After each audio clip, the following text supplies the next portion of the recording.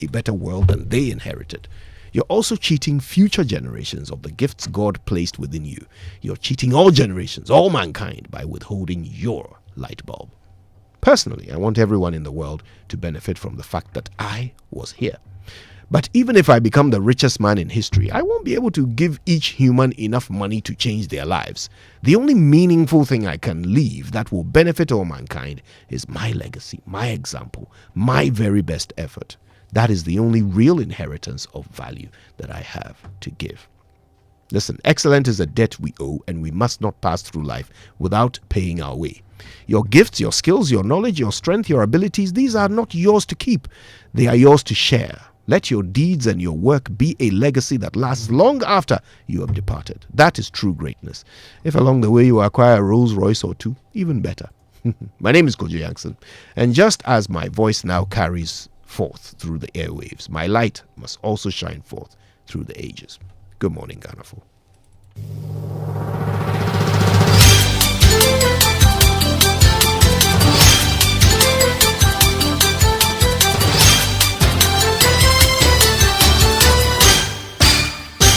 Hello, good morning and welcome to Joy News at 6.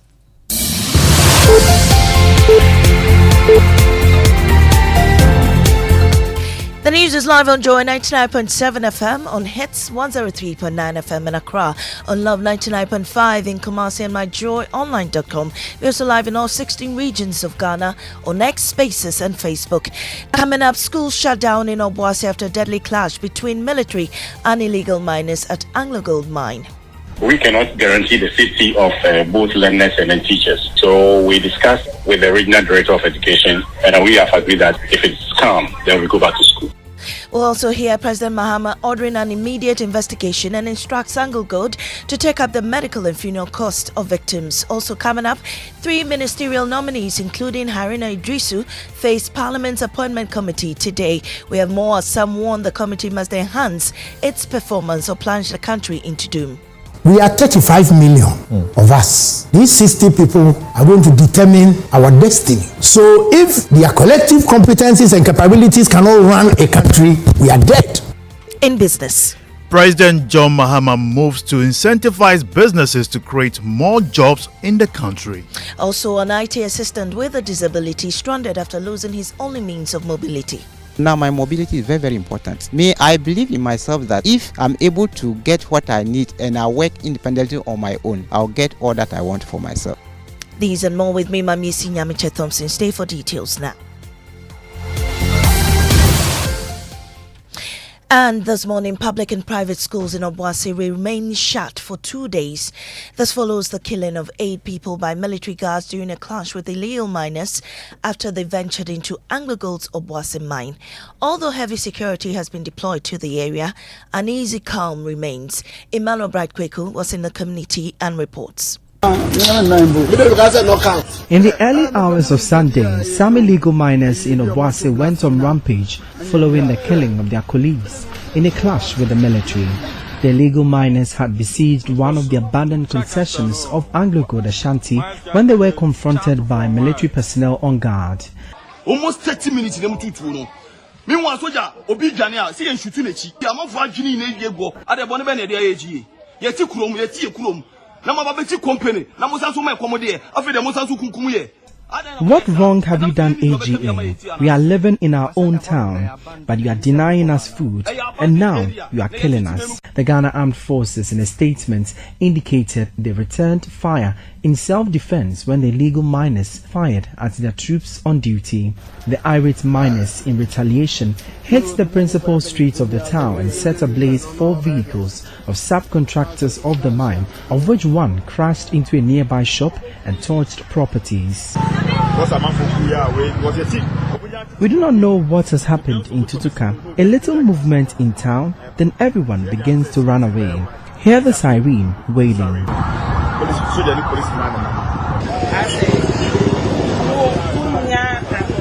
It's scary living here now.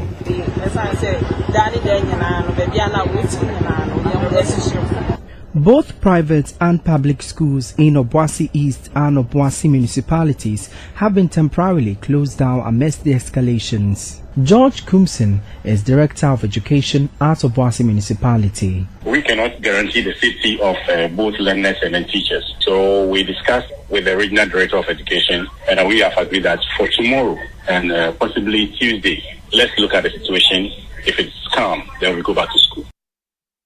And that report by Emmanuel Bright Quaker. Well, Ghana Armed Forces, Anglo Gold and the presidency have all been responding. We start with Anglo Gold. Kojo Jackson is here with details. Kojo, what does it say? The Anglo Gold statement confirms that on the evening of the 18th of January, an incident occurred in the fenced operational area in the northern part of the company's Obuasi concession. It describes a large group of armed illegal miners attempted to forcibly gain unauthorized access to mine infrastructure.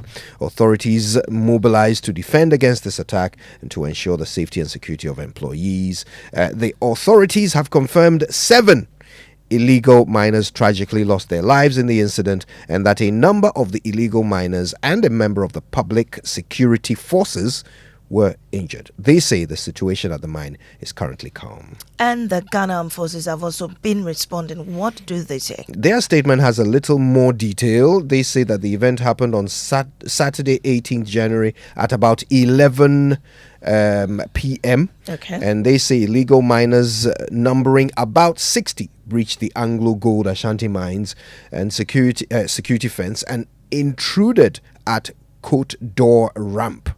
The aim of the illegal miners, according to the military, was to enter the deep decline of the mines. They then go ahead to explain how the military patrol deployed on Operation Halt 2 duties at the mentioned location were fired upon by the illegal miners when the soldiers tried to stop them from accessing the deep decline. The illegal miners were wielding several weapons listed in the statement, and the troops returned fire in self-defense. The Ghana Armed Forces reiterates their caution to all that the military personnel have the right to defend themselves, innocent civilians and property. And what has the presidency been saying? The presidency has announced an investigation into the clashes at the mining site in Obuasi, and they say that the investigation is to determine the circumstances surrounding these clashes and to ensure that any individuals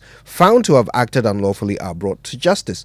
They also say they have asked the management of Anglo Gold Ashanti to bear the medical expenses of the injured individuals fully and to facilitate the burial arrangements for those who have lost their lives. Thank you so much, Kojo. Now the Appointment Committee resumes vetting the latest batch of John Mahama's ministerial nominees today.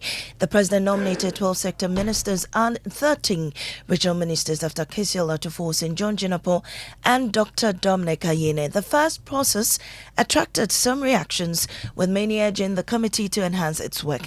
James Avaji reports. The vetting of President John Dramani Mahama's first 3 nominees for the Ministries of Finance, Energy and Attorney General's Office have stirred public controversy, especially about the quality of the vetting process. Speaking on Newsfile, lawyer Kwame Jan describes as dangerous the lax in the vetting process, warning it could affect good governance. The collective competencies and capabilities of these 60 people will determine where we will go. So if our assessment is that their collective competencies and capabilities cannot run a country, we are dead. Programs Manager for CDD Ghana, Vera Abna Ado, says Parliament must consider allowing nominees to be vetted by the various select committees. So maybe the sectorial vetting will be helpful, the committees, so that we can have experts who are knowledgeable in the area. Former MP for Ibuakwa South, Atachia, offered a solution to the seeming tension between chairman of the committee, Bernard Ahiafo, and ranking member Alexander Penyumakin. I wouldn't want to hold brief for anybody, but I will play with the chairman that when a question is asked, an area that I didn't find it too good, you see, it should leave the nominee to answer the question. The committee returns on Monday, January 20, to continue the vetting process. Meanwhile, the next batch to face the appointment committee are Kwame Governs Abuja for the Roads and Highways Ministry, Haruna Idrisu for the Ministry of Education, and Eric Opoku for the Food and Agriculture Ministry. And Joy News will bring you the latest up-to-date proceedings of the vetting committee. Now, today, talks with the Asantehene Ojuofo Osetutu II on the Boko conflict are expected to headline President Mahama's second day in the Ashanti region. The Asantehene is expected to provide insights into the conflict as a key mediator. But even more, before the talks, President Mahama showed the Asantehene of his commitment to overcome the current economic crisis at the Akwesidai Festival on Sunday. Nana Boachi Yadom reports. The Akwesidai Festival is a significant cultural event in the Ashanti region. The rites on this day relate to honoring personal and community ancestors. President John Dramani Mahama, among other dignitaries, joined the celebration of the first Akwesidai Festival in 2025. Delivering his remarks, President Mahama assured the Asantehene of his government's determination to work tirelessly to address the challenges facing the region. There are many projects that have been left uncompleted. The Sewa Hospital is not operational because there's no electricity, there's no water, and the road to the hospital has not been constructed. I wish to assure you that we will tackle it immediately.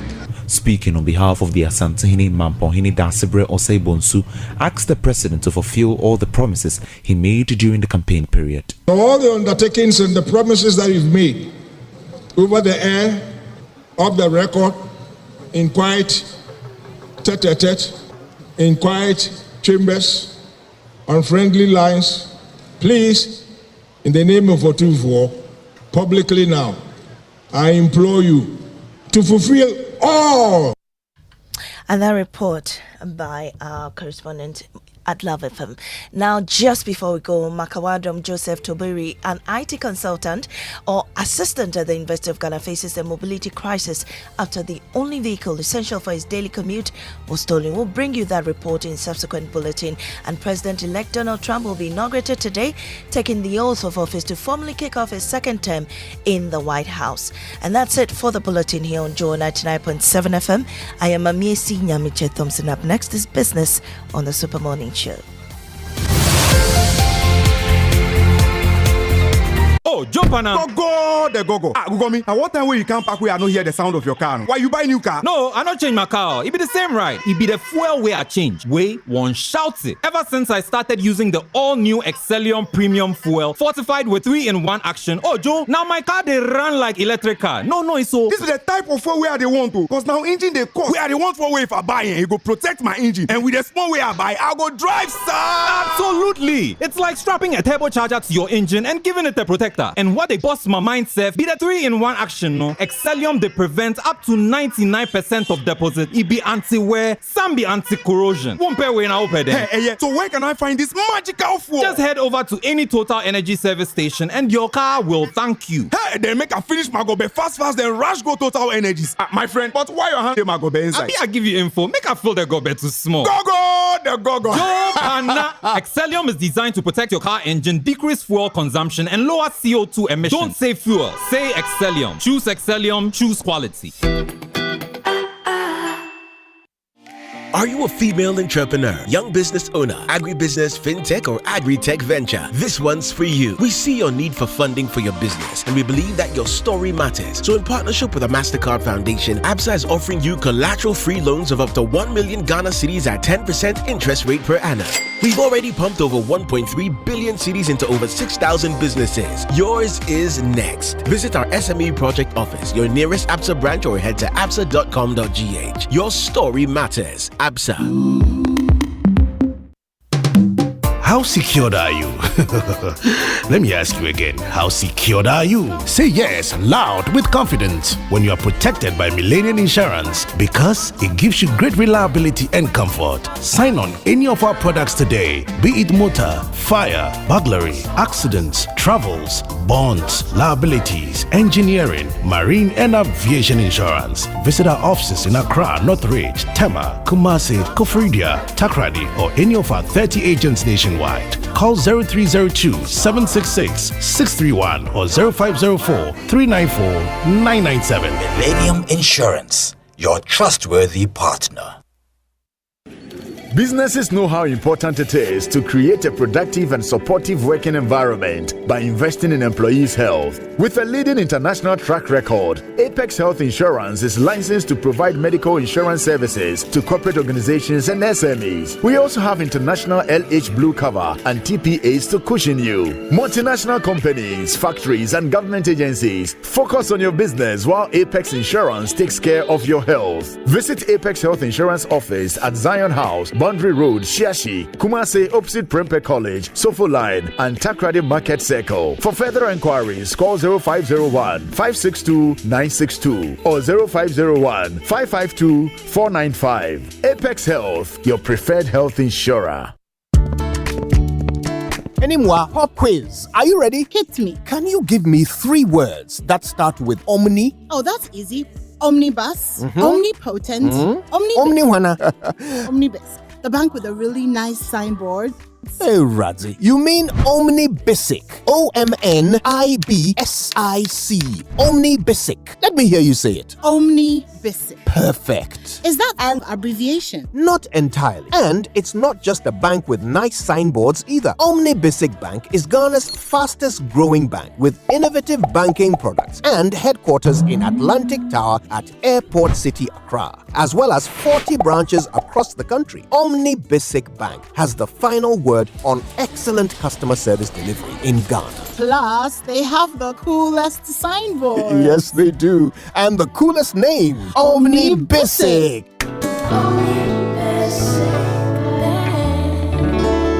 At your service. Reliable, check. Comfort, check. Strong, check. Tough, check. Tried and tested, check.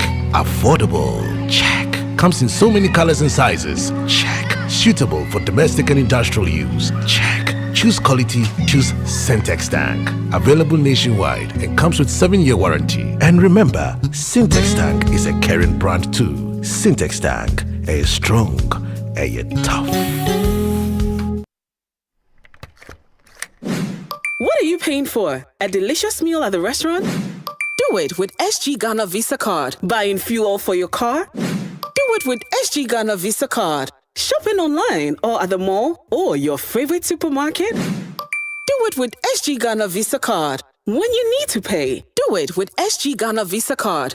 With a large network of merchants and payment points, the SG Ghana Visa Card is your secure and convenient way to get things done in Ghana. You can also use the SG Ghana Visa Card for secure online purchases. Make your life easy and use your SG Ghana Visa Card today. To find out more, call 0302 214 314. That's 0302 214 314. Société Générale Ghana. The future is you. Winnie the Pooh. Good morning, man. Happy Monday to you. Happy Monday to you too. So, we now have some CEOs coming in, like a whole bunch of them. Very interesting names. Eduji Kujo Tamaklo is going to the NPA. We've got Randy Abbey going to GMPC. Yeah, what do you think? So far, I think is for the appointment they are necessary, and people have looked at their competency and what they can do.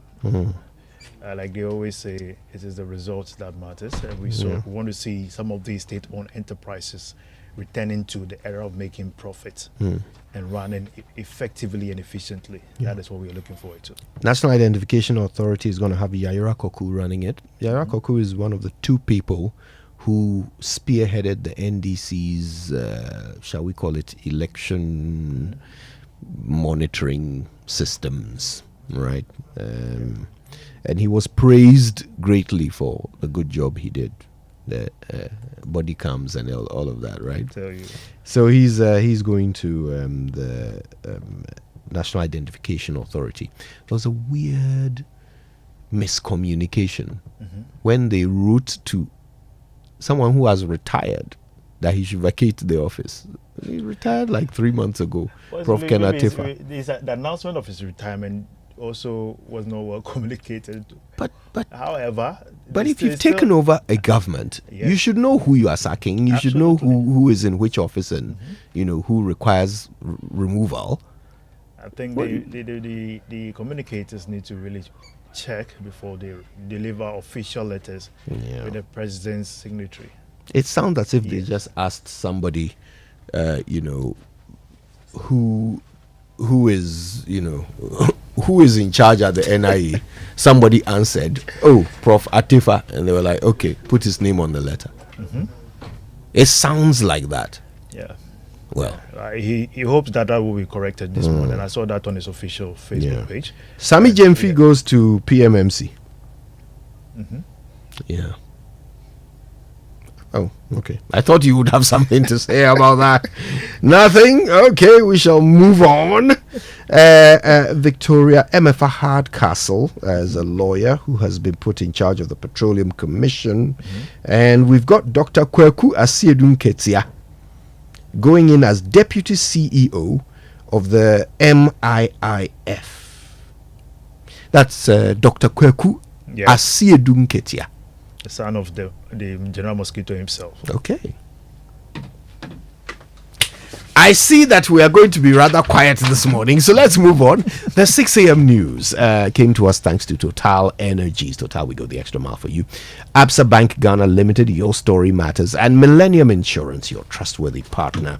Now for the Joy Business Report, and that comes thanks to Omni Basic Bank at your service and Safari Valley Resort, bringing you closer to nature.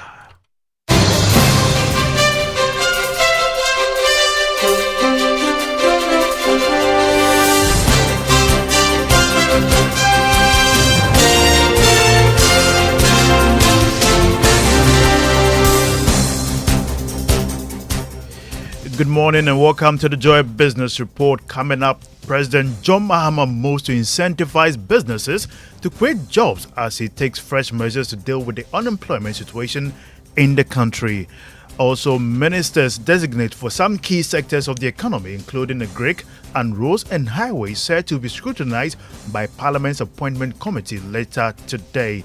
In other development, the U.S. government could use IMF board influence to delay fresh disbursement to Ghana if steps are not taken to prioritize debts owed their companies in the country. My name is Winston Taki. Let's now settle for the details.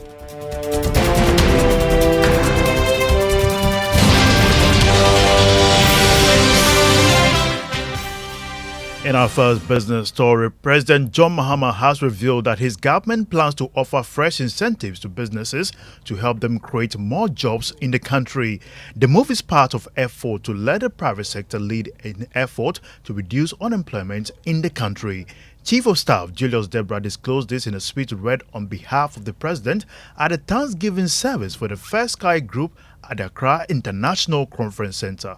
His Excellency the President believes strongly that as part of his resetting agenda, his government is going to look at a very practical way of creating jobs. And so the people in government concern themselves with governance and policies. The people in business concern themselves with wealth creation and job creation. Therefore, His Excellency wants me to use this occasion to let the business community know and understand that his doors are going to be open. And so if you come to the presidency through his Minister for Trade Industry and say to him, Mr. President, if you are able to do A, B, C, D for me, I will be able to create 1,000 jobs. I will be able to create 500 jobs. He wants me to give you the assurance that attention will be paid to it and will follow it.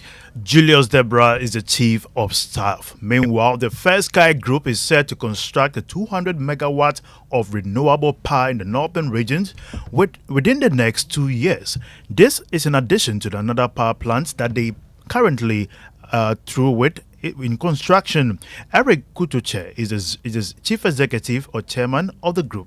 The First Sky Group has taken a very bold step to raise the needed funds internally and externally to undertake construction of a solar PV project in Yendi. This is a collaboration between First Sky Limited and the Bui Power Authority, and we intend to complete it by the second quarter of 2025. And we also hope to construct within the next 2 years another 200 megawatts of a renewable power in Yape and Salaga to be onboarded onto the national grid. This project is intended to make electricity affordable. Eric Kutuche is the executive chairman of the First Sky Group. Moving on, ministers that will be responsible for some key sectors of the economy are set to be scrutinized by the Appointment Committee of Parliament later today. Minister designate for Agric Eric Opoku and Roads and Highways Kwame Agboja are all expected to appear before the committee today. They are part of the nominees that will be questioned by the members of the committee. In other development, President John Mahama has appointed chief executives and managing directors for some 10 state institutions in the country. But what are some of the challenges that will lie ahead for these heads, especially when it comes to the energy and petroleum sectors? There is answers in this report. The current Director of Legal Affairs at the National Democratic Congress, Godwin Eduji Tamaklo, is heading to the National Petroleum Authority as its Chief Executive. The former Member of Parliament for Bongo Constituency, Edward Bawa, is the new Acting Chief Executive of the Ghana National Petroleum Corporation. A petroleum trading expert and senior partner at Dock Africa, Festi Awono, will be the Managing Director of the Bulk Oil Storage and Transportation Company. So let's start with the Ghana National Petroleum Corporation, which will be headed by Edward Bawa. One of its major challenges will be how to improve the financial standing of the corporation. First is because the Public Interest and Accountability Committee, PIAC, recently blamed its $1 billion debt on government inability to pay monies owed the corporation. For some individuals, how can he push for the corporation's independence? For Eduji Tamaklo, will be at the National Petroleum Authority, you may have to deal with push from consumers and even industry players for the taxes on the various products to be reviewed. Another thing that he would have to deal with is whether measures can be taken to reduce the number of oil marketing companies in the country and review the licensing processes. That's a Business Desk report. To other stories, the U.S. government could use their influence on IMF board to delay fresh disbursement to Ghana. That is, if government doesn't take steps now to prioritize debt owed their companies in the country. George Wiafe has more. This is what Joy Business has picked up from persons close to the IMF board in Washington, D.C., USA. The U.S. has the biggest voting rights and voice on the 25-member executive board of the IMF. A source close to the fund has told Joy Business that the U.S. could use this route to put some fresh pressure on the Ghana government. The concerns have not only been expressed by the U.S. Senator who has proposed that the remaining disbursement under the fund program should be used to pay the about $250 million owed their companies operating in Ghana. Joy Business is learning that the USA ambassador to Ghana, Virginia Palmer, has also been pushing over the past year for these debts to be paid, especially when it comes to companies operating in the energy sector. Ghana is due for a program review in June this year based on the December 2024 fiscal data. If we pass the review, the remaining funds will be disbursed to Ghana. But it is at this point that the US can be party spoilers by not voting to pass Ghana when their program comes before the board, which could affect the release of fresh funds to the country. That was George Uafe with that report. In other development, senior country partner at accounting firm KPMG Ghana, Anthony Sapon, is advocating for an enhanced collaboration between the Bank of Ghana and the Ministry of Finance to achieve stable foreign exchange and price stability. He believes this is one of the surest ways to help stabilize the cedi and check inflation. Mr. Sapon has been speaking to Joy Business. There will be complement between the Ministry of Finance and the Bank of Ghana should continue to be strengthened because the physical side is managed by the Ministry of Finance. The monetary side, which is price stability, is the responsibility of the Central or Bank of Ghana. If these institutions do not work together, then sometimes you may have some of this dichotomy. So I believe, yes, the Bank of Ghana as well as the monetary policy is important that they keep on focusing on one of the primary functions of the Bank of Ghana, which is price stability, because it's within that anchor that a lot of all the other factors we have discussed begin to take shape and fall.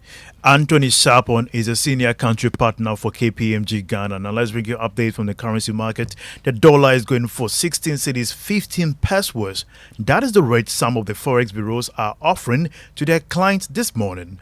The British pound is going for 19 cedis 50 pesos. The euro is going for 16 cedis 50 pesos. Commercial banks, on the other hand, are selling a dollar at 14 cedis 95 pesos. In other development, government recorded another impressive 39% oversubscription of Treasury bill sale as demand for the short-term instrument grew. That's according to auction result by the Bank of Ghana. This, however, came at the expense of mounting interest rate, which will increase interest payments. There is more in this Business Desk report. The government got 8.890 billion cedis from the total bid tendered by the investors, largely banks, but accepted 8.839 billion cedis. The target for the auction was 6.353 billion cedis. About 5.6 billion cedis came from the 91-day bill, representing 63.9% of the total bid. The government, however, accepted 5.648 billion cedis of the bid. For the 182-day bill, 1.318 billion cedis were tendered. However, 1.307 billion cedis were accepted. 1.883 billion cedis were tendered for the 364-day bill, in which all were accepted. Meanwhile, interest rates went up again, raising concerns about the government mounting interest rate. The yield on the 91-day bill shot up by 8 basis points to 28.41%. That of the 182-day bill also increased to 28.97% from the previous 28.96%. The rate on the 364-day bill also increased by 11 basis points to 30.17%. That was a Business Desk report. Grace Monayon tells us how your investment will fare on the Ghana Stock Exchange this week. At the close of trading last week, the bourse registered 6 price movers, of which all were gainers. The stocks were MTN Ghana, Gual PLC, Call Bank, New Gold, Total Energies and GCB Bank. Consequently, the Ghana Stock Exchange Composite Index increased by 3.15% weekly, to a year-to-date gain of 3.45%, whereas the Data Bank Stock Index gained 3.01% weekly, to a year-to-date gain of 3.18%. Weekly turnover increased by 10% to 3.8 million Ghana cedis from the exchange of 4.3 million shares across 24 counters. MTN Ghana and New Gold led trading activities last week and accounted for 94% of the market turnover. An outlook for this week: we expect the share price of MTN Ghana to gain on strong demand. For Joy Business Reports, Grace Monanyun of Data Bank Research. Now let's bring you an update from the commodities market, where crude oil opened trading at $80 a barrel this morning. Gold increased by more than $2 and selling at $2,705 an ounce. Cocoa gained over $671 to open trading at $11,173 a ton. My name is Winston Taki, and next seated on his main throne is the Mr. Morning Man. You can't make throne right now. Give you the throne. Yeah. By the way, Yes. I mentioned earlier, Randy Abbey. There is no confirmed information that he's been appointed to any position. I picked the information online that he's rather been added to the management committee of the Black Stars. Right. Yeah, Black Stars. Yes. So that GMPC story is not being confirmed. It's not accurate. Please, let's discard it. It's not part of the officially announced list of appointments. Okay. All right. Nice one. Okay. Moses Bliss. My people in the back room, they are enjoying Moses Bliss these days, but this one is called You I Live For.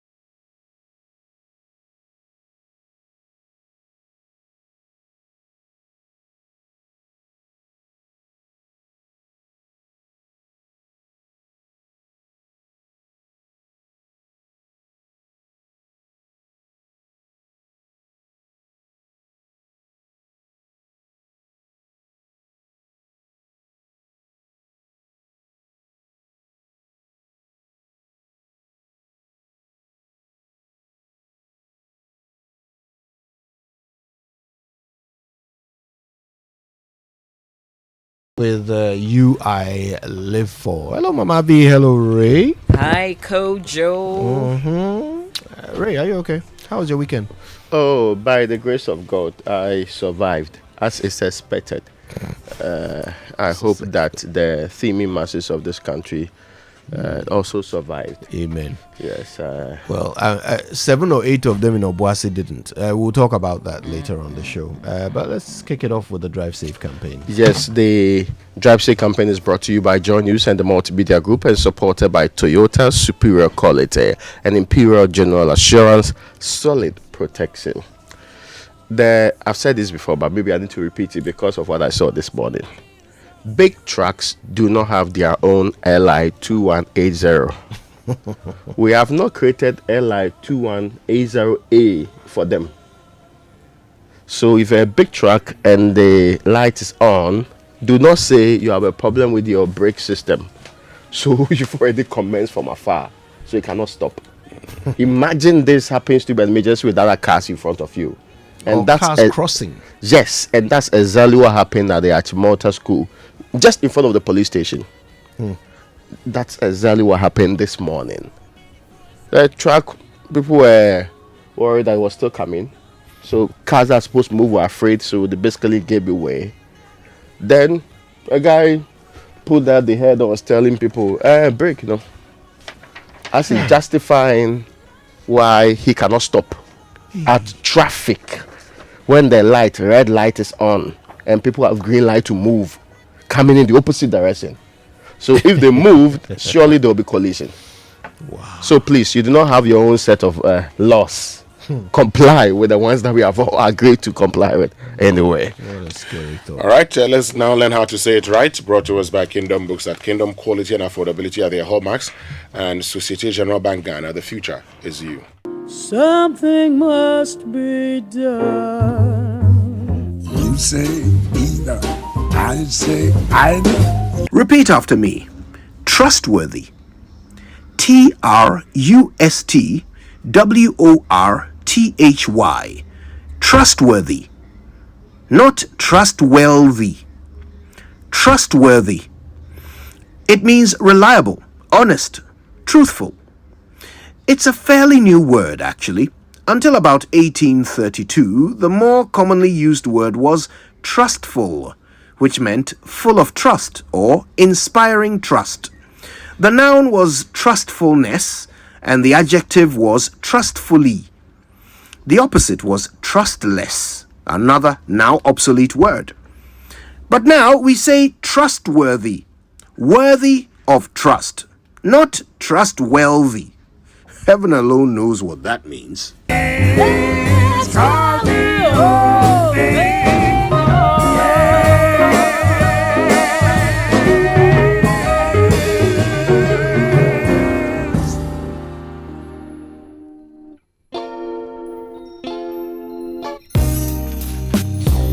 All right, let's get into the news review now, brought to us by Syntex Tanker, you're stronger, you're tough, and Access Bank, more than banking. Now, the Daily Graphic is reporting this morning President Mahama asked Asante to help address economic woes, and he gave background to it that in times past, some of the advice that he had given were prudent, useful advice, and he's counting on him to give a lot more of that. Now, the Mampohini also told the president that you have given advice sometimes in private and in other forms. Please implement all the policies that you intend to implement. The president also singled out certain projects. For example, the Siwa Hospital. He said he would operationalize that. It would take pressure away from the Konfanoche Teaching Hospital. He also talked about the military hospital, which is another huge project, and he will make sure that it also gets running quickly, so that we forget that Konfanoche takes care of the northern belt of this country. Sometimes we forget that if you move out of the control and direction of Kolebu, the biggest institution you find in terms of health from Asante upwards is actually Konfanoche Teaching Hospital. Yep. So the president also made that point. But that was the first Akweside of the year. It was, sometimes we take for granted how wonderful such an event is, but it was a great display of culture with all the elements involved. basically everybody. I don't know if Winston also passed through, because Winston is part of the big people in this country. All the big men in this country appeared one form or the other. I was in the farm over the weekend. Okay, yes. One more big man did not attend. Only one that I know. Yes. Anyway, so the other one, Constitution Review Committee formed, experts to present recommendations in 5 months. Now, I mean, there was a Constitution Review Committee first under Mills. Professor Albert Fiajo led that committee. Yeah. Professor Raymond Atuguba was executive secretary. We then had a Constitution Review Implementation Committee formed, because we're done with their work. Implementation. Then Professor Stephen Asari went to court. They say that is what stalled the process. Now, under President Akufo-Addo, I think a process led by the majority leader also had another team re-look at the works and came up with some other recommendations presented last month. We are the one chaired by Clara Kasati. True. We are in the year 2025. There's another team to review the works of the previous ones, including the one that was just submitted in December, and fill in gaps. The question I keep asking myself is, when will these review and recommend processes work? If you put 10 people in different groups together, they all have different thoughts of how to deal with this matter. At some point, some of the generalized ones ought to be dealt with, and we will move on with it. Then again, I ask myself, why the people we have put there? What was the criteria for choosing them? At least in the first one, we knew some institutional representation and all of that. But in this case, what was the criteria? This latest one. Yes, announced for by each President one Mahama. of them, I can recommend another person that can fill in that gap. It's only when you justify that I'll be convinced that, okay, we can move it forward. But let's see what happens within the 5 months anyway. You know, it's funny. The review of the Constitution is never difficult. It's the implementation of the review that seems to be the hurdle. Because you can imagine, assuming that it comes through this, that maybe regional ministers must be scrapped. How easy will that be for any president to do, right? And it's not just that. There are many others. So we'll talk about it later on the show. The Business and Financial Times network challenges erode gains made by Ghana's electronic medical record system. Policy rate is a hike needed to restore restrictive conditions. Anti-LGBT bill controversy peaks. And startup bill key to nation emerging as tech hub comes with a photograph of Richard Nunekweku. Daily insight for CEOs with Ernest de Graaf Ejiri, and Omni Basic Bank strengthens presence in Achimota with strategic branch relocation. All right, the Ghanaian Times newspaper has got this unfortunate story that unfolded over the weekend. Bloody, 15 people dead, houses touched in Obuasi in Kwanta clashes. It says at least 15 people were reported dead in 2 separate fatal clashes in Obuasi. That's our major subject here on the Super Morning Show today. This has been talked about Professor H. Kwesi Prempeche's Constitutional Review Committee. Government provides lifeline to free senior high schools, and Ghana on high alerts for acute respiratory infections. That's according to the Ghana Health Service. I'm sure you guys are aware of the spread of a certain virus across China and other parts of the northern hemisphere. That's what has resulted in this, but thankfully we haven't recorded any incidents yet. Okay. All right. Listen, I want us to get started on this conversation about what happened in Obuasi, right? And to help us understand, at least from the security angle, we are joined by Professor Kwesi Enin, who, of course, is a security expert. Prof, good morning to you. Thank you for your time. Well, good morning. All right. Now, just before we get into it, let's hear this very short report that was put together by our colleague Emmanuel Bright Kweku. In the early hours of Sunday, some illegal miners in Obuasi went on rampage following the killing of their colleagues in a clash with the military. The illegal miners had besieged one of the abandoned concessions of Anglo-Gold Ashanti when they were confronted by military personnel on guard. Almost 30 minutes in the meanwhile, soldier, Obijania, see and shoot in the cheek. I'm not for Jini Yego, at the Bonabene de AG. Yetikum, Yetikum. Namabati company, Namusasu my commodity, after the Musasu Kumuye. What wrong have you done, AGA? We are living in our own town, but you are denying us food, and now you are killing us. The Ghana Armed Forces, in a statement, indicated they returned fire in self-defense when the illegal miners fired at their troops on duty. The irate miners, in retaliation, hit the principal streets of the town and set ablaze 4 vehicles of subcontractors of the mine, of which one crashed into a nearby shop and torched properties. We do not know what has happened in Tutuka. A little movement in town, then everyone begins to run away. Hear the siren wailing.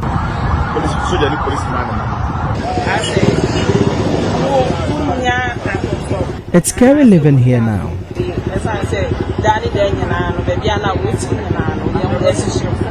Both private and public schools in Obuasi East and Obuasi municipalities have been temporarily closed down amidst the escalations. George Kumsin is Director of Education at Obuasi municipality. We cannot guarantee the safety of both learners and teachers. So we discussed with the Regional Director of Education and we have agreed that for tomorrow and possibly Tuesday, let's look at the situation.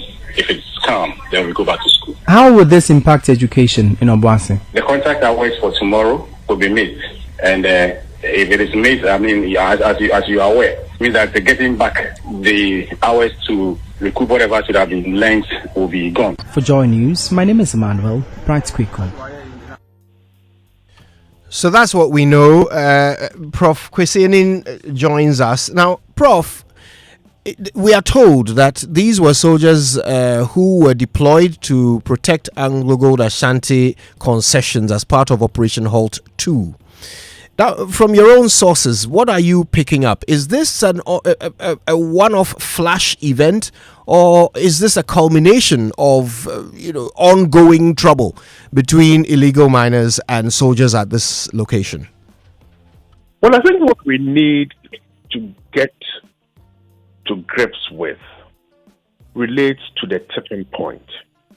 I mean, these tensions have been brewing on and off, but what is it that really tipped the balance yesterday or 2 days ago? That's my first point. The second point I want to make is that, dependent on how this is handled, this may spread elsewhere.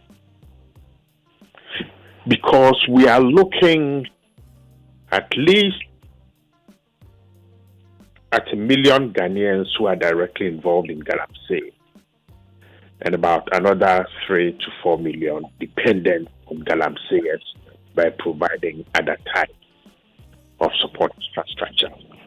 So the way we handle this Ashanti Goldfields crisis is very key. Right now, I mean, I think the military has issued a statement.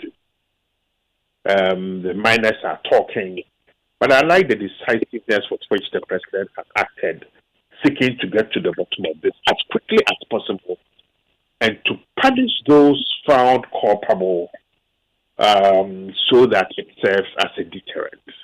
I think this is a dramatic escalation that needs to be understood and hopefully nipped in the bud.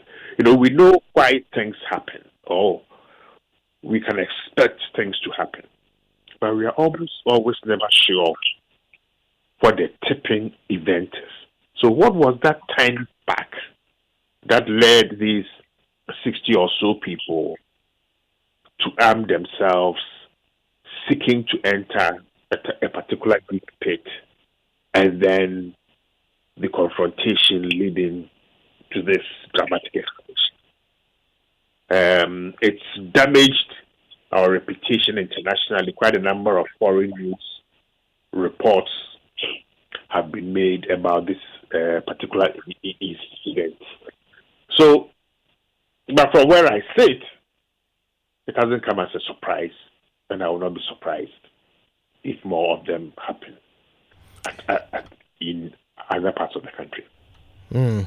Now, Prof, the illegal miners who survived this attack are putting out a different story. They claim that they were actually on their knees with their hands up, unarmed, carrying nothing but chisels and hammers, when the military fired upon them.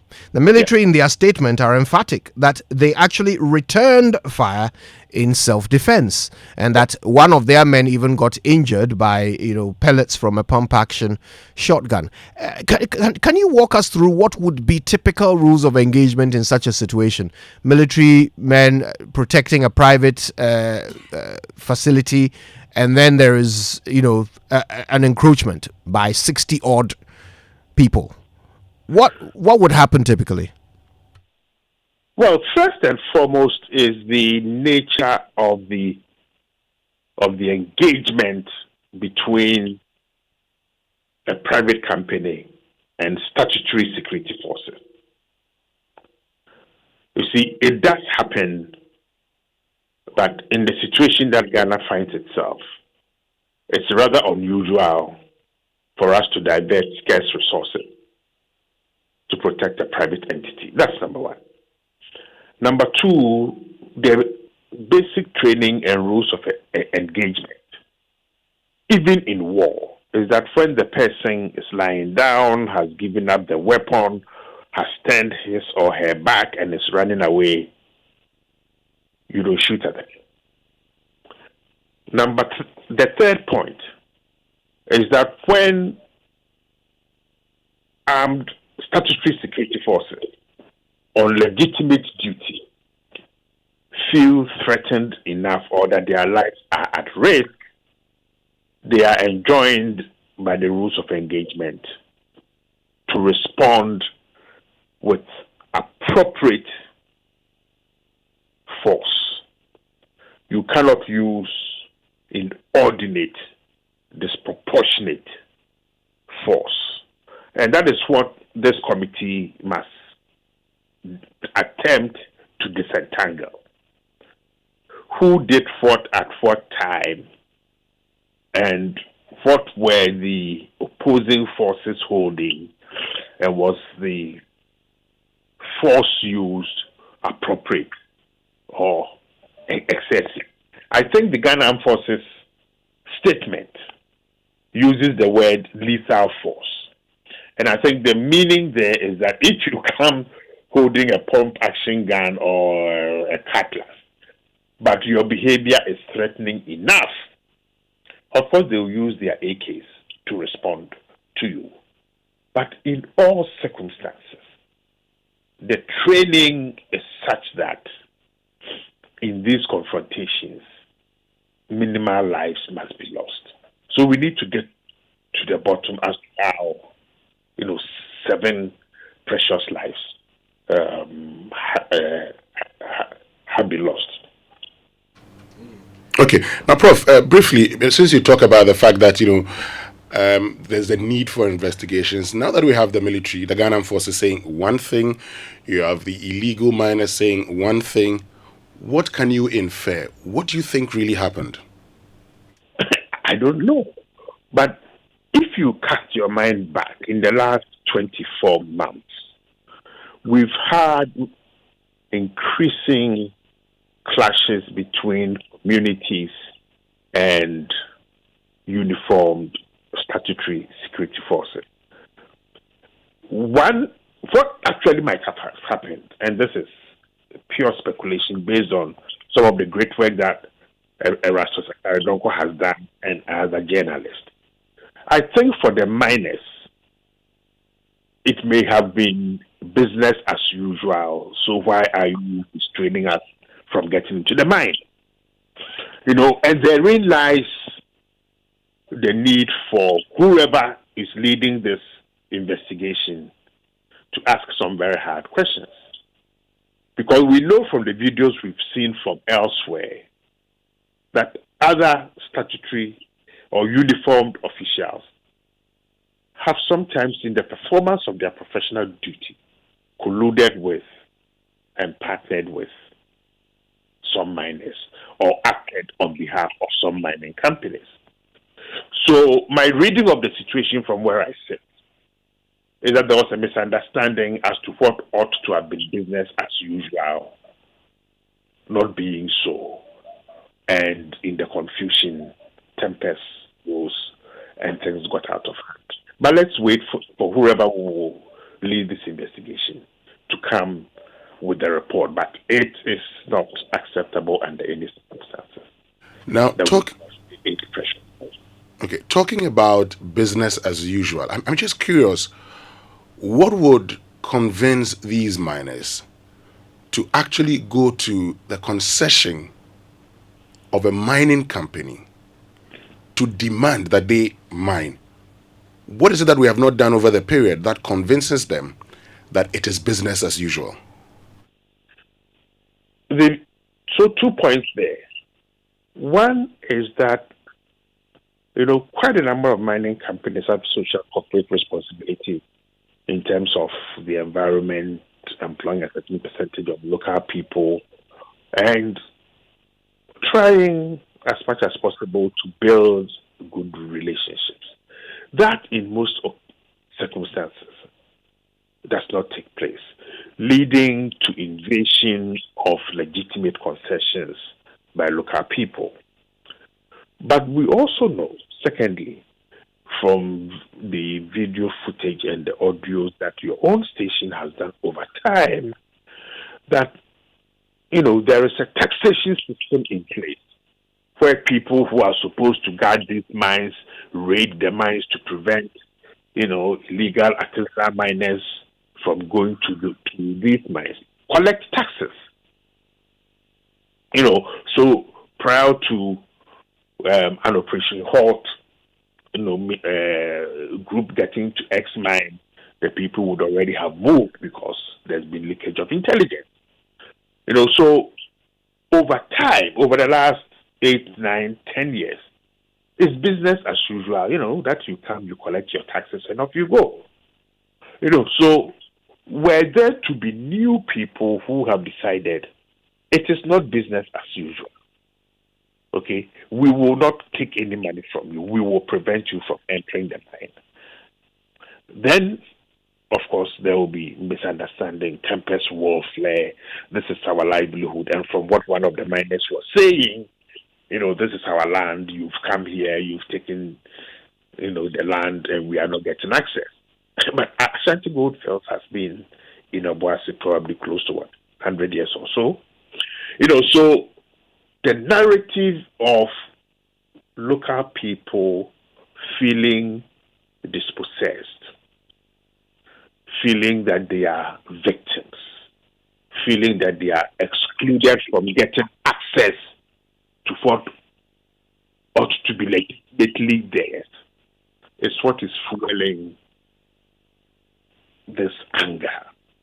But also that artisanal gold mining is beginning to pose an existential threat to all of us. And I think prior to the election, we all heard and said a lot. Since 8th of December, probably this is the first time that, artisanal gold mining has come into the news, but in an unfortunate manner. So the way that this is handled, this particular crisis is epitomizes what is found in hundreds of other places in Ghana. So the way this is handled and the speed with which it is handled to get to the bottom of it becomes very key, because it can prevent other similar cases from happening. And Prof, what do you make of the government statements asking for investigations, but also in that same statement gives responsibility to the company whose operational area was encroached to be responsible for the medical expenses of the injured and also the illegal miners who were killed? Well, I think in terms of paying the medical bills, my assessment is that, look, the company must begin. No, this is not about the pure legality. Lives have been lost, people have been hurt. The company will have to continue to do business in the town. So my assessment is that this is to begin to reduce the tensions and to assuage the hurt. I'm sure off record some payments might be made. The first point you made about government's decision to establish or get to the bottom of this, I think is very important. And the speed with which that decision has been made to at least to get us to understand what took place and also to punish. The punishment bit for me is very important so that it deters others from taking the law into their own. We have had too many instances where people with godfathers, godmothers misbehave and flout the rules of this country, knowing they can go scot-free. The government has set itself a very high target. If we find out through the investigations that anyone has flouted the rules, you will be punished. And I think sending that signal is very key. So I wait with bated breath to read what comes out, but more importantly also, the punishments that will be meted out to those who deserve to be punished. And Prof. We're talking to Professor Kwesi Ening.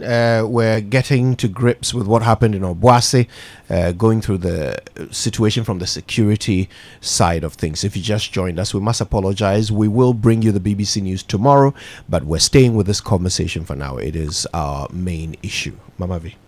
Yes, just Prof. One last one from me. There are many other companies, mining companies. What would be your advice? What sort of cue should they take from this? What sort of protection should they be providing for themselves? Well, it's not just about the protection that they should be providing for themselves. It's also the nature of their relationships to the communities in which they are located.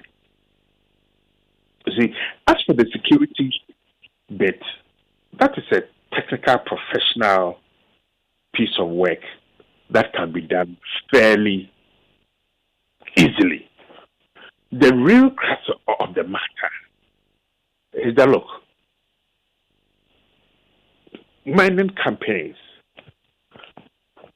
will need to engage the communities much better, not only with the chief, but women's groups, youth groups, religious groups, sending a clear signal that irrespective of the unintended impacts of our activities, we are in this together.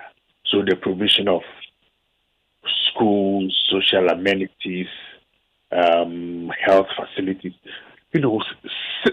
signaling that it is not purely an economic relationship, but it's also a social and a personal one. So most mine guards are either retired people, fairly experienced, but it's how they manage that, the communication, the public engagement with the communities in which they are located. I mean, most companies operate quietly, and we never hear about accidents and problems.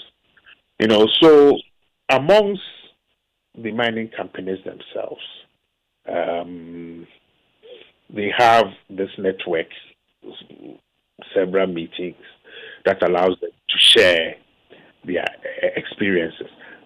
But what is happening and the tensions between communities and mining companies is a West Africa-wide problem.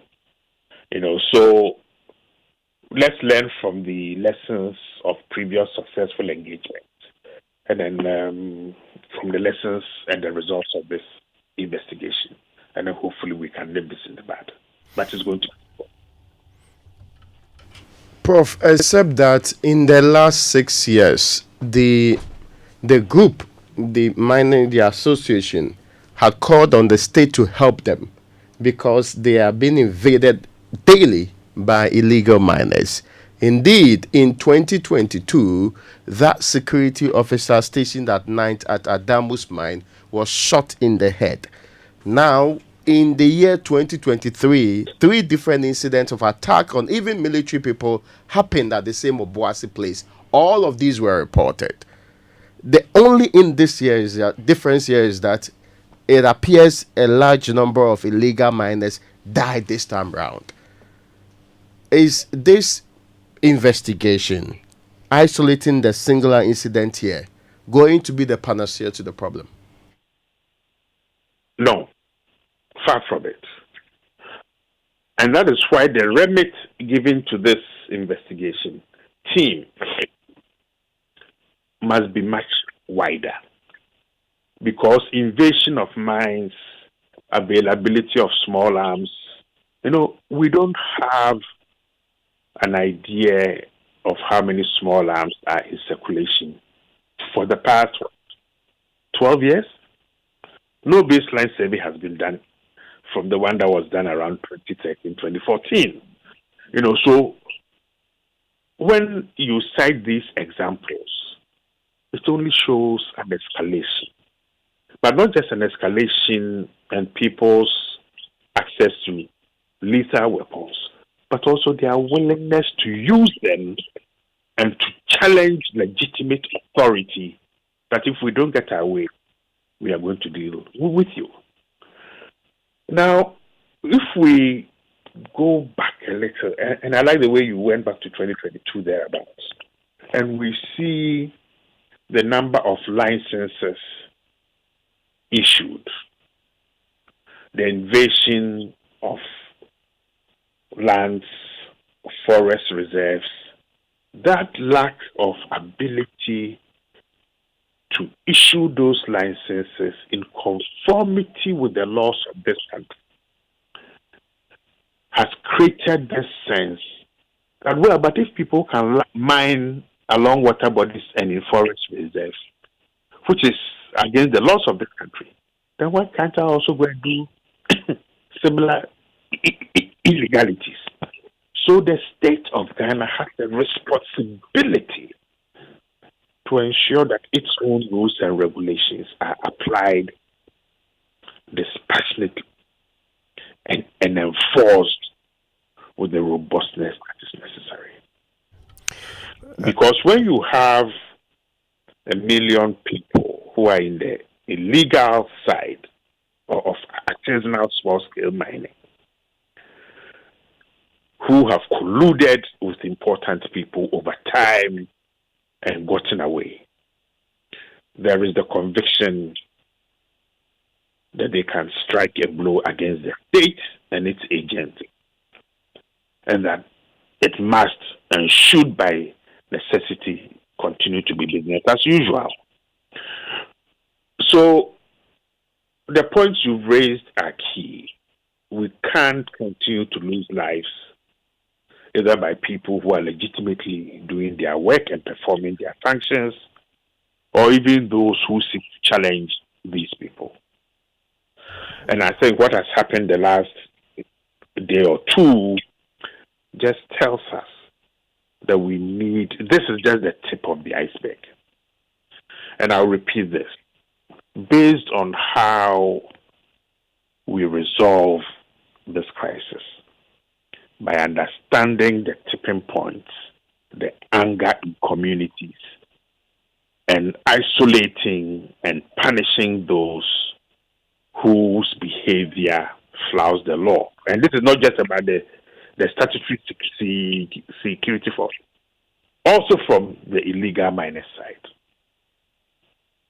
Those who have misbehaved against the law must be identified and punished. If we don't do that, then we will see an escalation and an increasing frequency of these confrontations. Right, Prof. I just want to read something from the Anglo Gold Ashanti statement.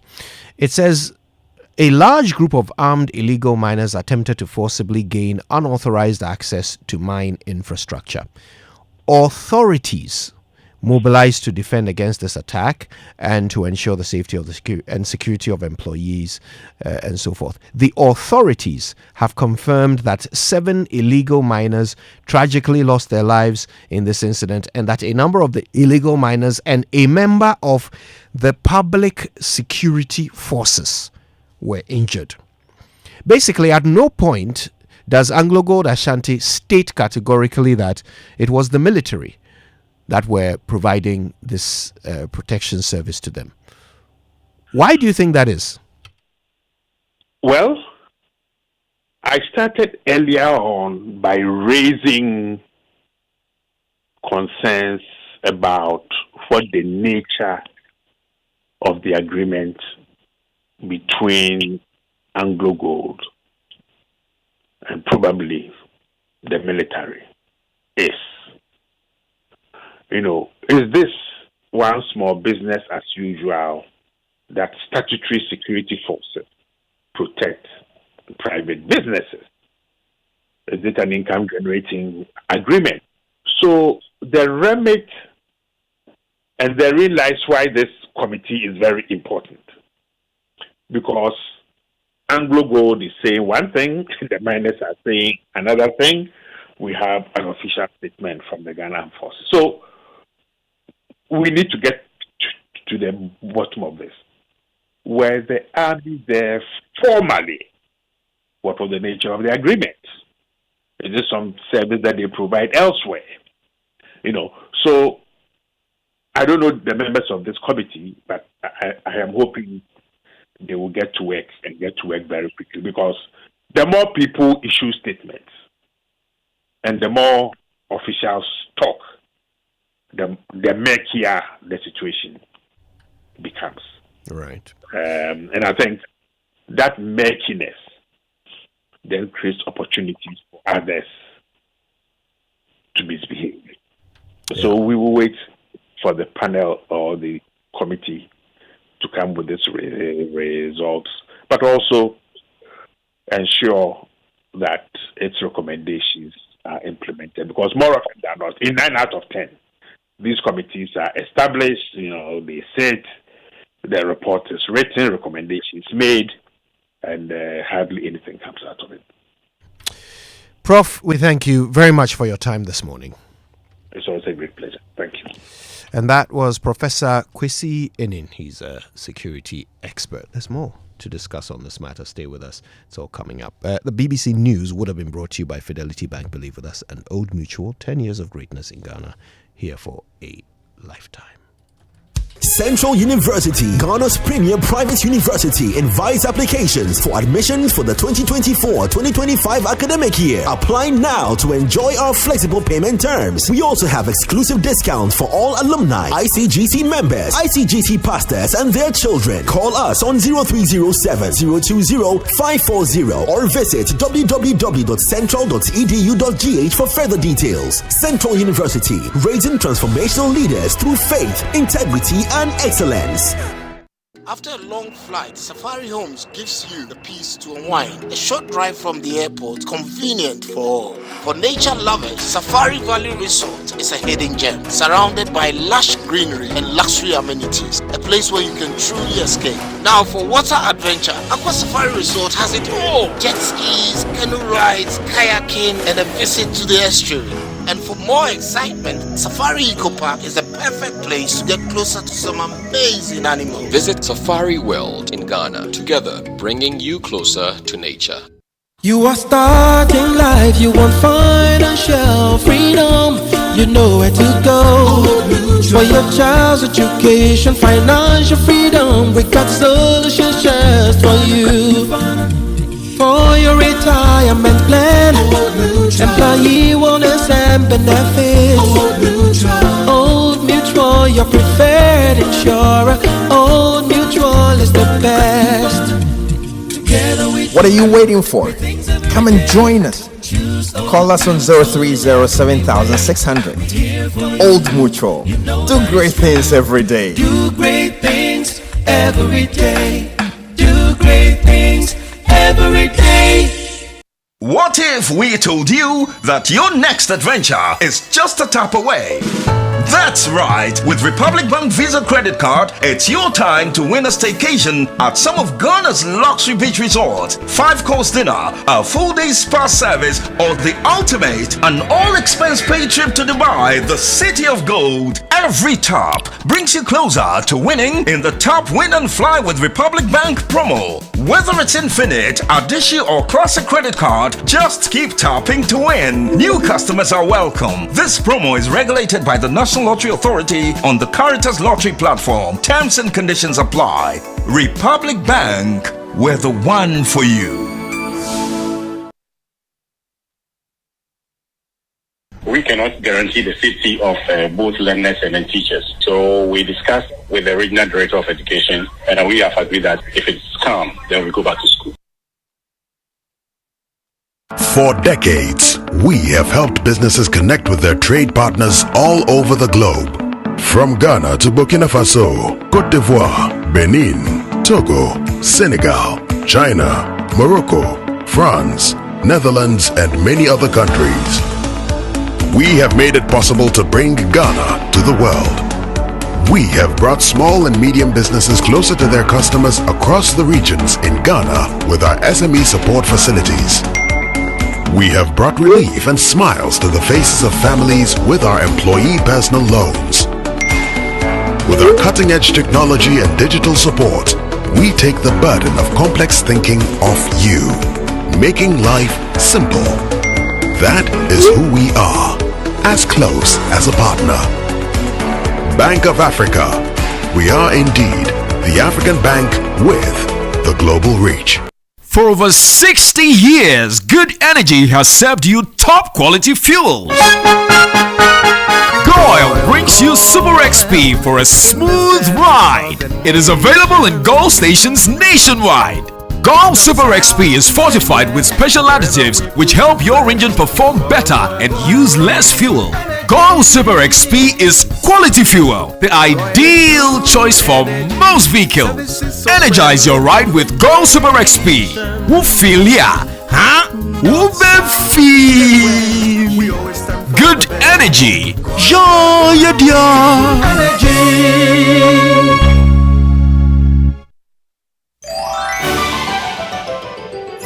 Festive season is here. You know what that means. Groceries, bills, and so many unplanned expenses. But don't panic. There's a cool new feature on Haptel you have to know about. It's called Pay Small Small. Yes, like the name says, Pay Small Small. It's Ghana's first widely and instantly available buy now, Pay Small Small service. With Pay Small Small, you can buy food, groceries, airtime, and pay all your bills without paying the full amount upfront. So this festive season, you're sorted. Pay a small fraction of what you're buying now and spread the rest into 3 weekly payments. All you need is your Ghana card to activate it and you're set. It's the perfect solution to keep your pockets in check this festive season and beyond. So don't wait. Go to your Haptel app now and choose Pay Small Small as your payment option. Haptel is everything you.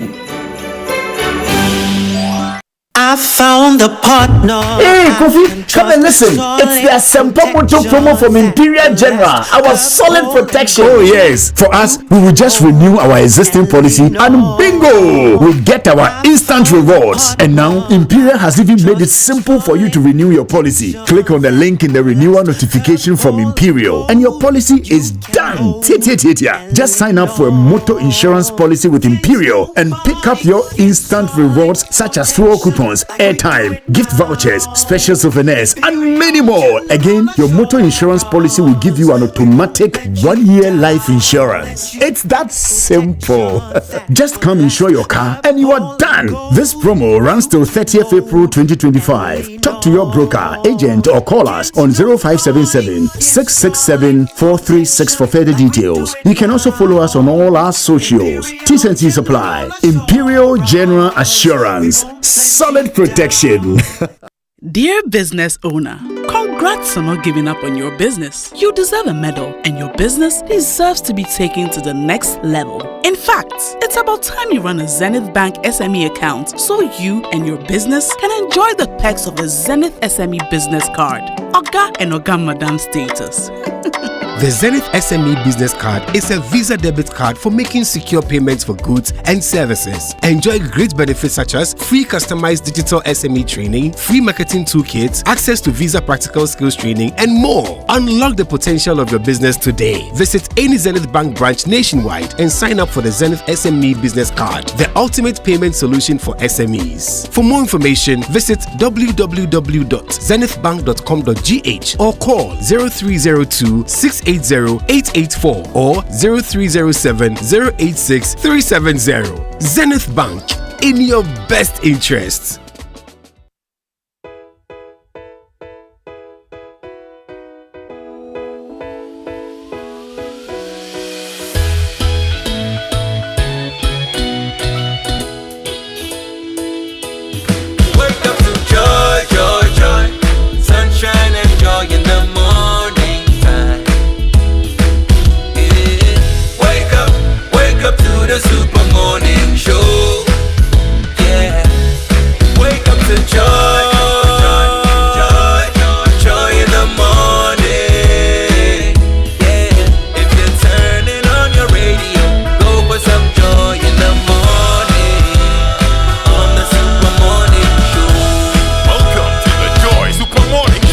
All right, now earlier the online review would have been brought to you by Zenith Bank in your best interest and Goyle Good Energy. Goyle, Yenara, Yendia.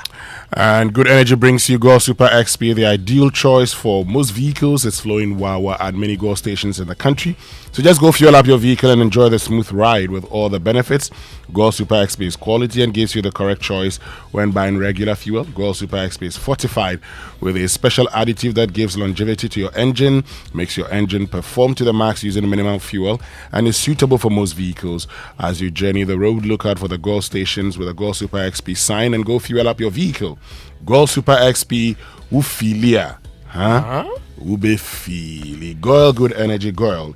India. Now pay your school and residential fees with Zenith Bank. It's stress-free. Students of KNUST, University of Ghana, UDS, University of Education, Winneba, UMAT, Ola College of Education, Akosombo International School, and many others or their guardians can visit the Zenith Bank branch nationwide or use the school's designated merchant code to pay school and residential fees for students. With Zenith Bank, fee payments are very, very fast, easy, and process in time. No, the thing did not go through, so do it later. For the full list of schools, visit zenithbank.com.gh or call Zenith direct on 0302 680 884 or 0542 000111 for assistance. Zenith Bank, in your best interest. Now, Kingdom Books and Stationery Limited is organizing an end-of-year furniture promotional sales. It's not end of year anymore, but the furniture promotional sales continue. Okay, you can get up to 15% off all of their furniture, and you can go to any of their furniture shops. There's one in Tema near Community 4.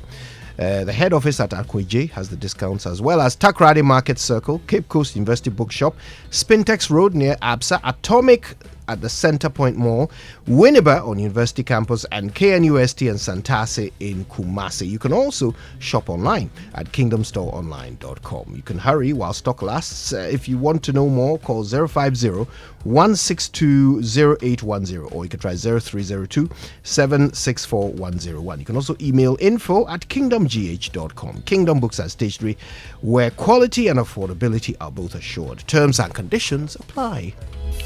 And from the 30th of January to the 1st of February 2025, Africa's most influential business and political leaders will gather in Accra, Ghana for the Africa Prosperity Dialogues and Project Afrique exhibition under the theme Delivering Africa's Single Market Through Infrastructure, Invest, Connect, Integrate. Now, this high-level summit will bring together heads of states and heads of government, business leaders and executives, social change makers and policymakers to shape the future of Africa's infrastructure and trade. The Africa Prosperity Champions Award and Presidential Gala Dinner will take place on the 1st of February at the Kempinski Gold Coast Hotel in Ghana. This exclusive event will honor political estates, bureaucratic estates, private sector, CSOs, and personalities who have contributed to Africa's prosperity. To register, contact 0536098325 or protocol at africaprosperity.network or visit africaprosperitynetwork.com. Now, have you heard about the incredible benefits of Excellium from Total Energies? Let me tell you more about this premium fuel with this amazing 3-in-1 power. Total Energies introduces Excellium new formula. This is an additive enriched fuel with this powerful 3-in-1 action that 1 cleans your engine, 2 extends its life, and 3 lowers your fuel consumption. Now, thanks to the cumulative effect of 1 anti-corrosion, 2 anti-wear, and 3 detergent additives, Excellium new formula also lowers your vehicle's fuel consumption while reducing CO2 emissions. That's carbon dioxide. Now, you drive, experience the difference with Total Energies Excellium new formula. Choose Excellium, choose quality. Now, if you're wondering where to hold your strategy planning meetings, your board sessions, your staff retreats, there really is only one venue, and it's a Safari Valley Resort. Think of the green, serene environment, the accessibility, the meeting room capacity, the flow and layout of space, the room flexibility, the quality of equipment, the staff, and of course the first-class catering service. It's got to be Safari Valley Resort as your first choice. Call them on 0596 914 394. Safari Valley, bringing you closer to nature. And Imperial brings you the Asempa Motor promo from now till the 30th of April. Win big with Imperial General with the Asempa Motor promo. Yes, it's good news. Renew your existing policy or sign up for a motor insurance policy from Imperial General and win handsome rewards. Yes, it's instant. Just insure and pick your rewards, fuel coupons, gift vouchers, special souvenirs, and many more. Imperial has made your renewal process simple. Just click on the link in the renewal notification message from Imperial and follow the prompts. And bingo, your renewal is complete. And here's a big deal. Imperial is also giving you free 1-year life insurance as part of your motor insurance. So get it double from Imperial General. Call us today on 0577 667 436 or talk to your broker or any of our agents across the country for further details. You can also follow us on all our socials. Terms and conditions apply. Imperial General Assurance, solid protection. Now, from the dreams of youth to the ambitions of adulthood, Kojo is now an adult. Wherever you are on your journey, starting a career, are you building a family, are you growing a business, or you are planning your future, building a business like Winston? But I mean, we are here for your journey. Every goal deserves the chance to flourish. More pork, more pigs on the farm. With hard work, very crucial, dedication, and a strong belief in yourself, the seed of greatness is within reach. So trust in the journey and understand that Fidelity Bank is with you every step of the way. Together, let's turn your dreams into reality. We are here for your journey. Fidelity Bank. Believe with us. All right, well, don't forget that conferencing does not have to be the same boring routine. The location for your next conference can be both result-centered and relaxing. Aqua Safari Resort gives you the best of both worlds and more. Let them take the stress out of the process. Just call them on 054 011 0190 and watch your conferences and events effortlessly taken care of. So Ghana, let's talk water brands. Do you know the secret to real water storage? It's simple. If your tank doesn't have the tortoise on it, then it's not the correct tank. That's right, the tortoise tank, Syntex tank, is the champion of water tanks. It is strong and durable and built to handle a Ghanaian weather. Rain or shine, Syntex tank has your back. So my people, go outside, check your tank. If it doesn't have a tortoise on it, it's time to upgrade.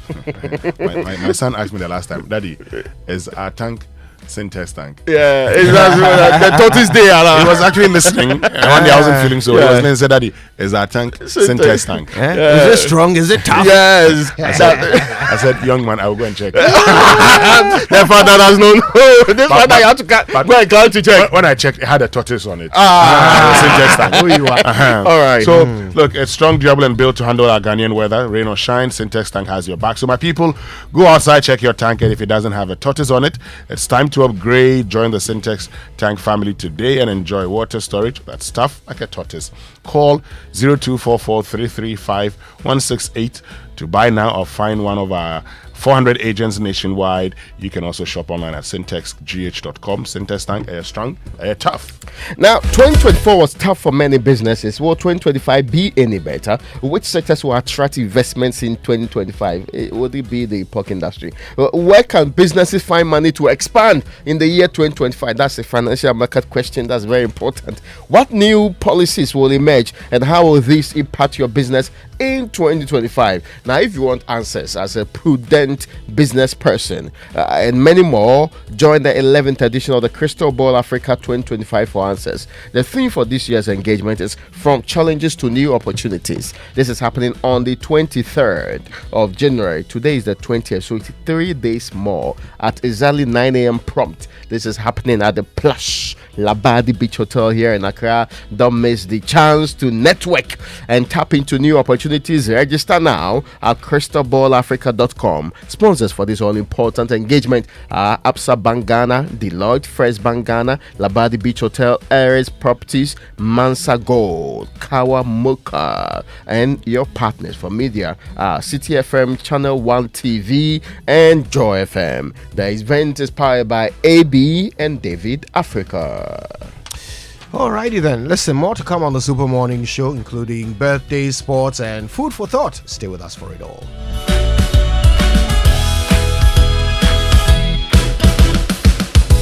If home is where the heart is, then let's go home, shall we? Let's go where the entertainment is, where the passion is, where the laughter is, and sometimes even the tears too. Let's go where we feel safe enough to share our opinions and send tweets, where we do that embarrassing little dance to our favorite song. Let's go home where the love, the care, and the joy live. There's no place like home. Connect your home to super fast internet with affordable data bundles from MTN Home. Visit broadband.mtn.com.gh or your My MTN app to sign up today. MTN.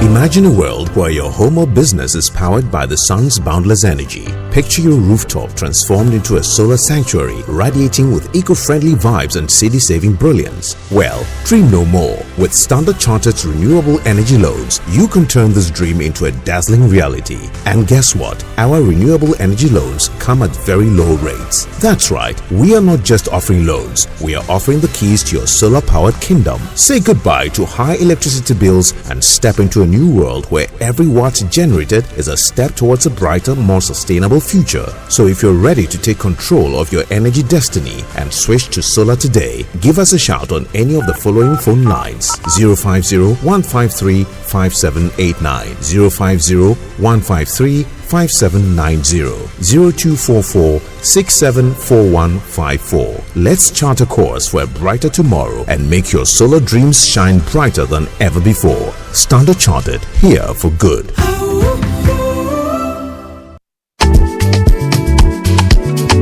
Yafini gave us the vibe. Now, Inshona Chile makes you thrive. Yes, so it's time to enjoy, Charlie. Buy or renew your motor insurance and boom! Free fuel coupons and airtime for your sweat. Who don't like enjoyment?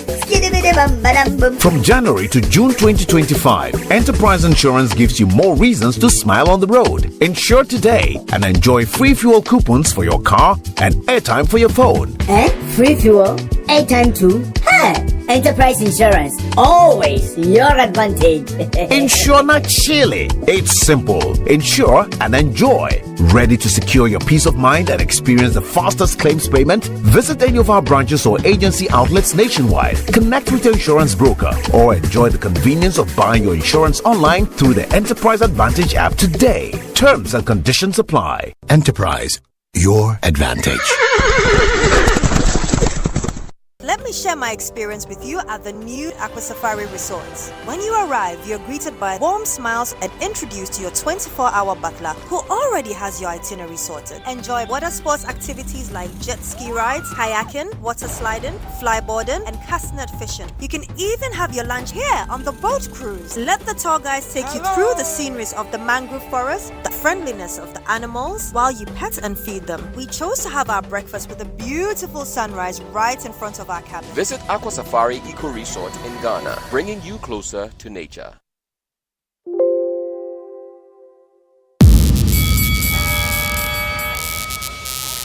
Alrighty then. Well, listen, we'll bring you birthdays later, but it's by the kindness of MTN. Everywhere you go. And Bank of Africa, the African bank with global reach. Bank of Africa, as strong as a group, as close as a partner. But now we're getting on with the Joy Sports Center, brought to you by MTN. Everywhere you go. Standard Chartered Bank.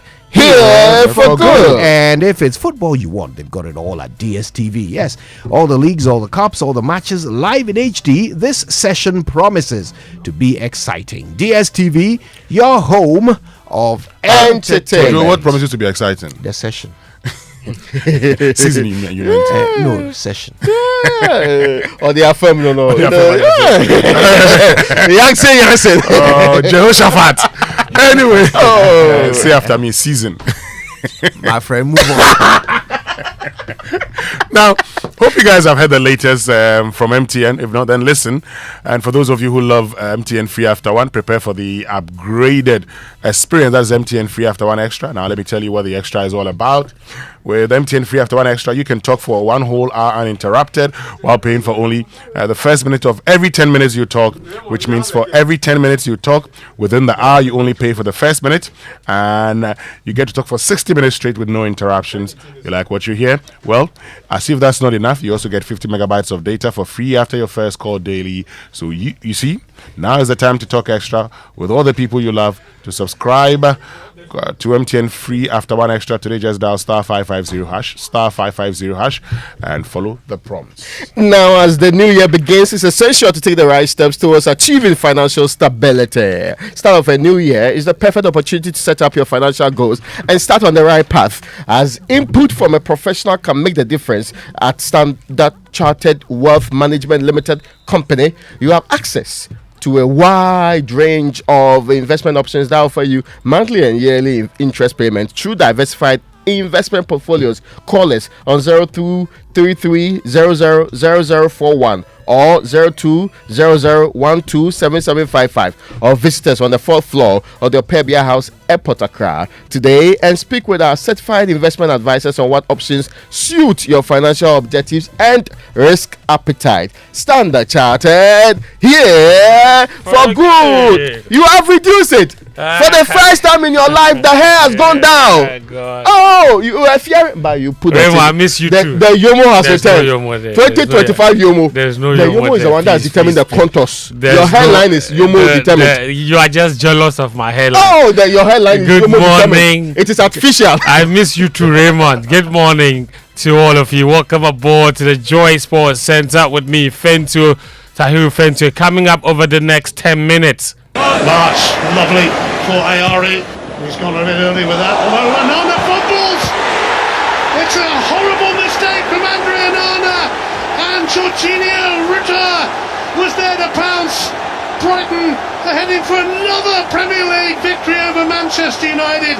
Can we play you every week? We are being the worst team, maybe, in history of Manchester United. Wow, Man United lose their 6th home league game of the season. Precisely half of the matches they've played at home this season, they've lost them all. Also in this bulletin, Chiesa, Liverpool have flung bodies forward here. Darwin Núñez at the double. Delirium, absolute delirium in West London. And that is how you answer your critics. Yeah, Darwin Núñez, he scored a stoppage time brace to fire Liverpool past Brentford and open a 6-point lead at the top of the Premier League. We have more of these stories coming up. But first, let's review the final weekend of matches in the Ghana Premier League first round. They were played yesterday. Samuel Atakumi, he bagged a hat-trick to lead Bibiani Gold Stars to a 3-0 win over Accra Lions in Sogakope and send them top of the table with 33 points. That's one ahead of Nations FC, who also inflicted a first home defeat of the season on Heart of Lions with a narrow 1-0 win. At the Babaya Sports Stadium, Kwame Opoku, he bagged the brace for himself to inspire Kotoko to a thumping 4-1 win over Vision. The victory means the Porcupine Warriors are now third on the table with 31 points, just 2 away from the top. We saw a lot of offensive patterns of play, which are a replica of what we've been doing at training, and that invariably tells us that they are transferring what we do at training into the game, and they were doing them with ease, leading to the creation of a lot of chances for probably lack of composure in some of the situations. I think the score line would have been an avalanche of goals. That's the Kotoko head coach Prosper Ogum there. Hearts of Oak, their 3-game winning streak was halted as they were held to a goalless draw by defending champions FC Samatex at the Century Sports Arena. The Phobians are now 6th on the table with 29 points, while the Timber Giants are 2 places below them with 22. The Hearts of Oak coach Abubakar Ouattara, in his post-match interview, admitted his team did not do enough to win the match. Oh, for the history, maybe we repeat. We want to win today, but unfortunately we can't score. We didn't create more chances. We created 1 or 2, but unfortunately we didn't play well to score. But I think the goalkeeper, the Samatex, do well for 1 or 2 chances we created. We want to score, particularly in the last ball. No problem. We take the point. That's Ouattara. Elsewhere, Legon Cities, they thrashed Dreams FC 3-0 at the Legon Stadium to end a run of 6 consecutive defeats and move out of the bottom of the table up onto 17th. Meanwhile, in Swatreman, they ended their 9-game winless run with a 1-0 victory over Karela United. Basake Holy Stars and the Genoa Stars played out a 1-1 draw. Young Apostles and Bechem United also shared the spoils, while Brecum Chelsea beat Mediama 2-1 at the Golden City Park. Now, away from the Ghana Premier League, to the Black Stars, the Ghana Football Association has confirmed Randy Abe as the chairman of the reconstituted Black Stars Management Committee. Stephen Afia has also been named vice chairman, while Samuel Abuabiri, Moses Ama Parker and Research Incenture are members. The committee is tasked with overseeing the administrative and logistical aspects of the team. Here are excerpts of the GFA statement read to you.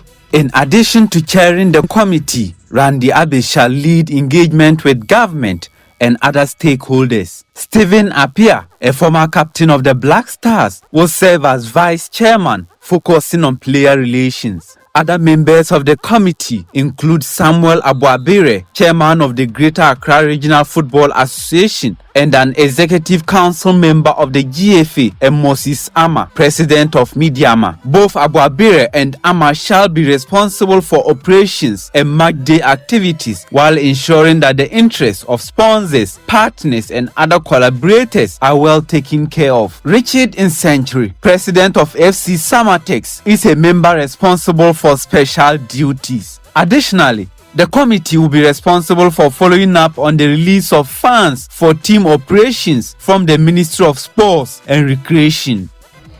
That's a statement from the GFA on what the roles of the Black Stars Management Committee members would be going forward. Away from that, Man United, they endured a miserable 3-1 defeat at home to Brighton yesterday after Yakuba Minte scored 1 goal and created another, with the host not helped by a howler from goalkeeper Andre Onana. After the defeat, United are now 13th on the table with 26 points from 22 games. Speaking after the match, the United boss Ruben Amorim described his team as the worst in the history of the club. Everybody here is underperforming, and we have to accept that it's unacceptable to lose so many games. In 10 games in Premier League, we won 2. I know that. Imagine what is this for the we are getting a new coach that is losing more than the last coach. We are being the worst team maybe in history of Manchester United. I know that you want headlines, but I'm saying that because we have to acknowledge that and to change that. That's Ruben Amorim. Pep Guardiola might be going through a divorce, but that also means that his team is back to winning ways. Phil Foden, he scored twice as Man City hammered Ipswich Town 6-0 on Sunday to roll back into the Premier League's top 4, but they are still 12 points behind leaders Liverpool. Yes, the City boss Pep Guardiola. So yeah, we're really pleased. We're back in many things that define this team for the last decade, I would say last years, and really pleased for the players who deserve it, but they suffer a lot this time. But we recover some identities that we lost in this path for the obvious reasons for special injuries. But yeah, really pleased for the victory, 3 points, to climb a little bit the qualification, because the qualification for the Champions League next season will be so tough. That's Pep Guardiola's Darwin Núñez. He was the star man for Liverpool, scoring twice in stoppage time to give them a 2-0 win over Brentford. It's their first win in the Premier League in 2025. They're top of the table with 50 points. And the Reds captain Virgil van Dijk had to pay tribute to Núñez for making his mark. You have to earn these things, and I think obviously as a striker you get judged on goals, and especially at a club like Liverpool, and obviously today put his mark on the game with the 2 goals, and very important. So that's what we need. We need everyone at their best, contributing to good success, and today it was his day. Virgil van Dijk. Arsenal's their title hopes suffered another dent after they gave up a 2-0 lead to draw 2-2 against Aston Villa, I beg your pardon, at the Emirates Stadium on Saturday. The Gunners are second with 44 points. Elsewhere, Gunners' Antoine Semenyo provided his 3rd league assist of the season as Bournemouth halted Newcastle's 9-game winning run with a 4-1 win at St James's Park. Semenyo has now scored 6 league goals and made 3 assists this season. Here he is, speaking after the game. Yeah, crazy performance from us. We just knew that we needed to get the press right, and if we got the press right, we'll get opportunities. And you could see from a couple of the goals, we got the press right and got the 3 points. So yeah, we knew that they had moments where they'll keep at the back, and we wanted to catch them out, catch the back 4. So we knew as soon as the keeper played to one of the centre halves, that was a trigger to go, and everyone just went together, and it just worked out perfectly. Semenyo is having a season to remember. Mohamed Kudus, he also played a landmark game for West Ham over the weekend. His 50th appearance for the Hammers resulted in a 2-0 defeat at the hands of Crystal Palace. So 50 Premier League appearances for Mohamed Kudus for West Ham. He wasn't the only Ghanaian in action over the weekend, or Semenyo neither. The Ghanaian attacker Gaston Boache, he came off the bench to score and Saint Etienne a 1-1 draw against Nantes, which means he now has 3 League R goals in the last 3 games. Brandon Thomas Asante also scored the winner for Coventry City in a 1-0 win over Bristol City, their first win in 5 games. There's Chelsea versus Wolves at 8 p.m. later tonight. Elsewhere, before we go, Kylian Mbappe was in inspired form, scoring twice to guide Real Madrid to a comeback 4-1 win over Las Palmas on Sunday that lifted the champions to the top of the La Liga standards with 46 points. Barcelona, they were held to a 1-1 draw at Getafe as well. And before we go, in tennis, Novak Djokovic, he set up a mouth-watering Australian Open quarterfinal against Carlos Alcaraz with a convincing victory over Yuri Lisheka. Djokovic continued his bid for a record 25th Grand Slam title with a 6-3, 6-4, 7-6 win against the Czech 24th seed. Now, after the win, Djokovic refused to do the traditional on-court interview and later explained in a video he shared on Twitter that his decision was in protest of disrespectful comments from an Australian journalist, Tony Jones, who works for the host broadcaster network Channel 9. The reason why I chose not to do that is because a few days ago, a famous sports journalist here from Australia who works for a main broadcaster of Australian Open at Channel 9 decided to mock Serbian fans, and he made insulting and offensive comments towards me. So I was hoping he's going to apologize in public, which he hasn't done yet. Neither did the Channel 9. So that's the only reason why I didn't do the interview. It was so that's Novak Djokovic there, and the Australian journalist though has since apologized. So maybe hopefully tomorrow morning at 9:30 a.m. when he comes up against Alcaraz, if he wins, maybe he would do that on-court interview. That's all the sports this morning on the Joy Sports Centre. My name is Fentio, Tahiru Fentio. Back to you, Kojo. Australian journalist lose guard. Yeah. You know what he said? What did he say? The Serbian fans were singing, and he was reporting with the Serbian fans in the background, and then he just started imitating them, and then he started singing in English. Novak is overrated. Novak, like, you can't do that, you know. Wow. He has 24 Grand Slam titles. No other tennis player in the history of the game has ever won as many. You can't call that overrated, even if in jest, right? Some jokes are just bad to make. All right, well, now we know. Fent, it's good to have you back, man. Yeah, man, good to be back. All right, well, in a moment, food for thought with Uncle Ibo White. But first, your fuel station tip, and the Chamber of Oil Marketing Companies shaping policy, advancing industry standards is the one that brings it to you every day. Today, they say no smoking or open flames. Smoking, using lighters or any open flames are strictly prohibited near fuel pumps. Gasoline vapors are highly flammable and can ignite easily. Oh, there you go. All right, time now for Food for Thought, brought to you by Roverman Productions. Be the difference. Glebo, good morning. Hey, Ahofe. I haven't seen you in a long time. In fact, this year I haven't seen you. I haven't seen you in the whole year. Yeah, it's true. How are you? Well, I'm doing great. And what about you? Well, we thank God for his mercies. I'm quite well, thank you. Well, the day your shirt gets missing, I'll buy one. Oh, Uncle Ibo, it's yours. I'll fold it and put it here. They'll bring it to you. Very colorful, but it looks very good on you. Of course, anything you wear looks good on you. You're very kind, Uncle Ibo. Thank you. Well, to make this year a great year, we all need to be guided by some principles and rules so we do not mess our lives and the lives of others. Right. Here are a few rules that I believe will serve all of us well.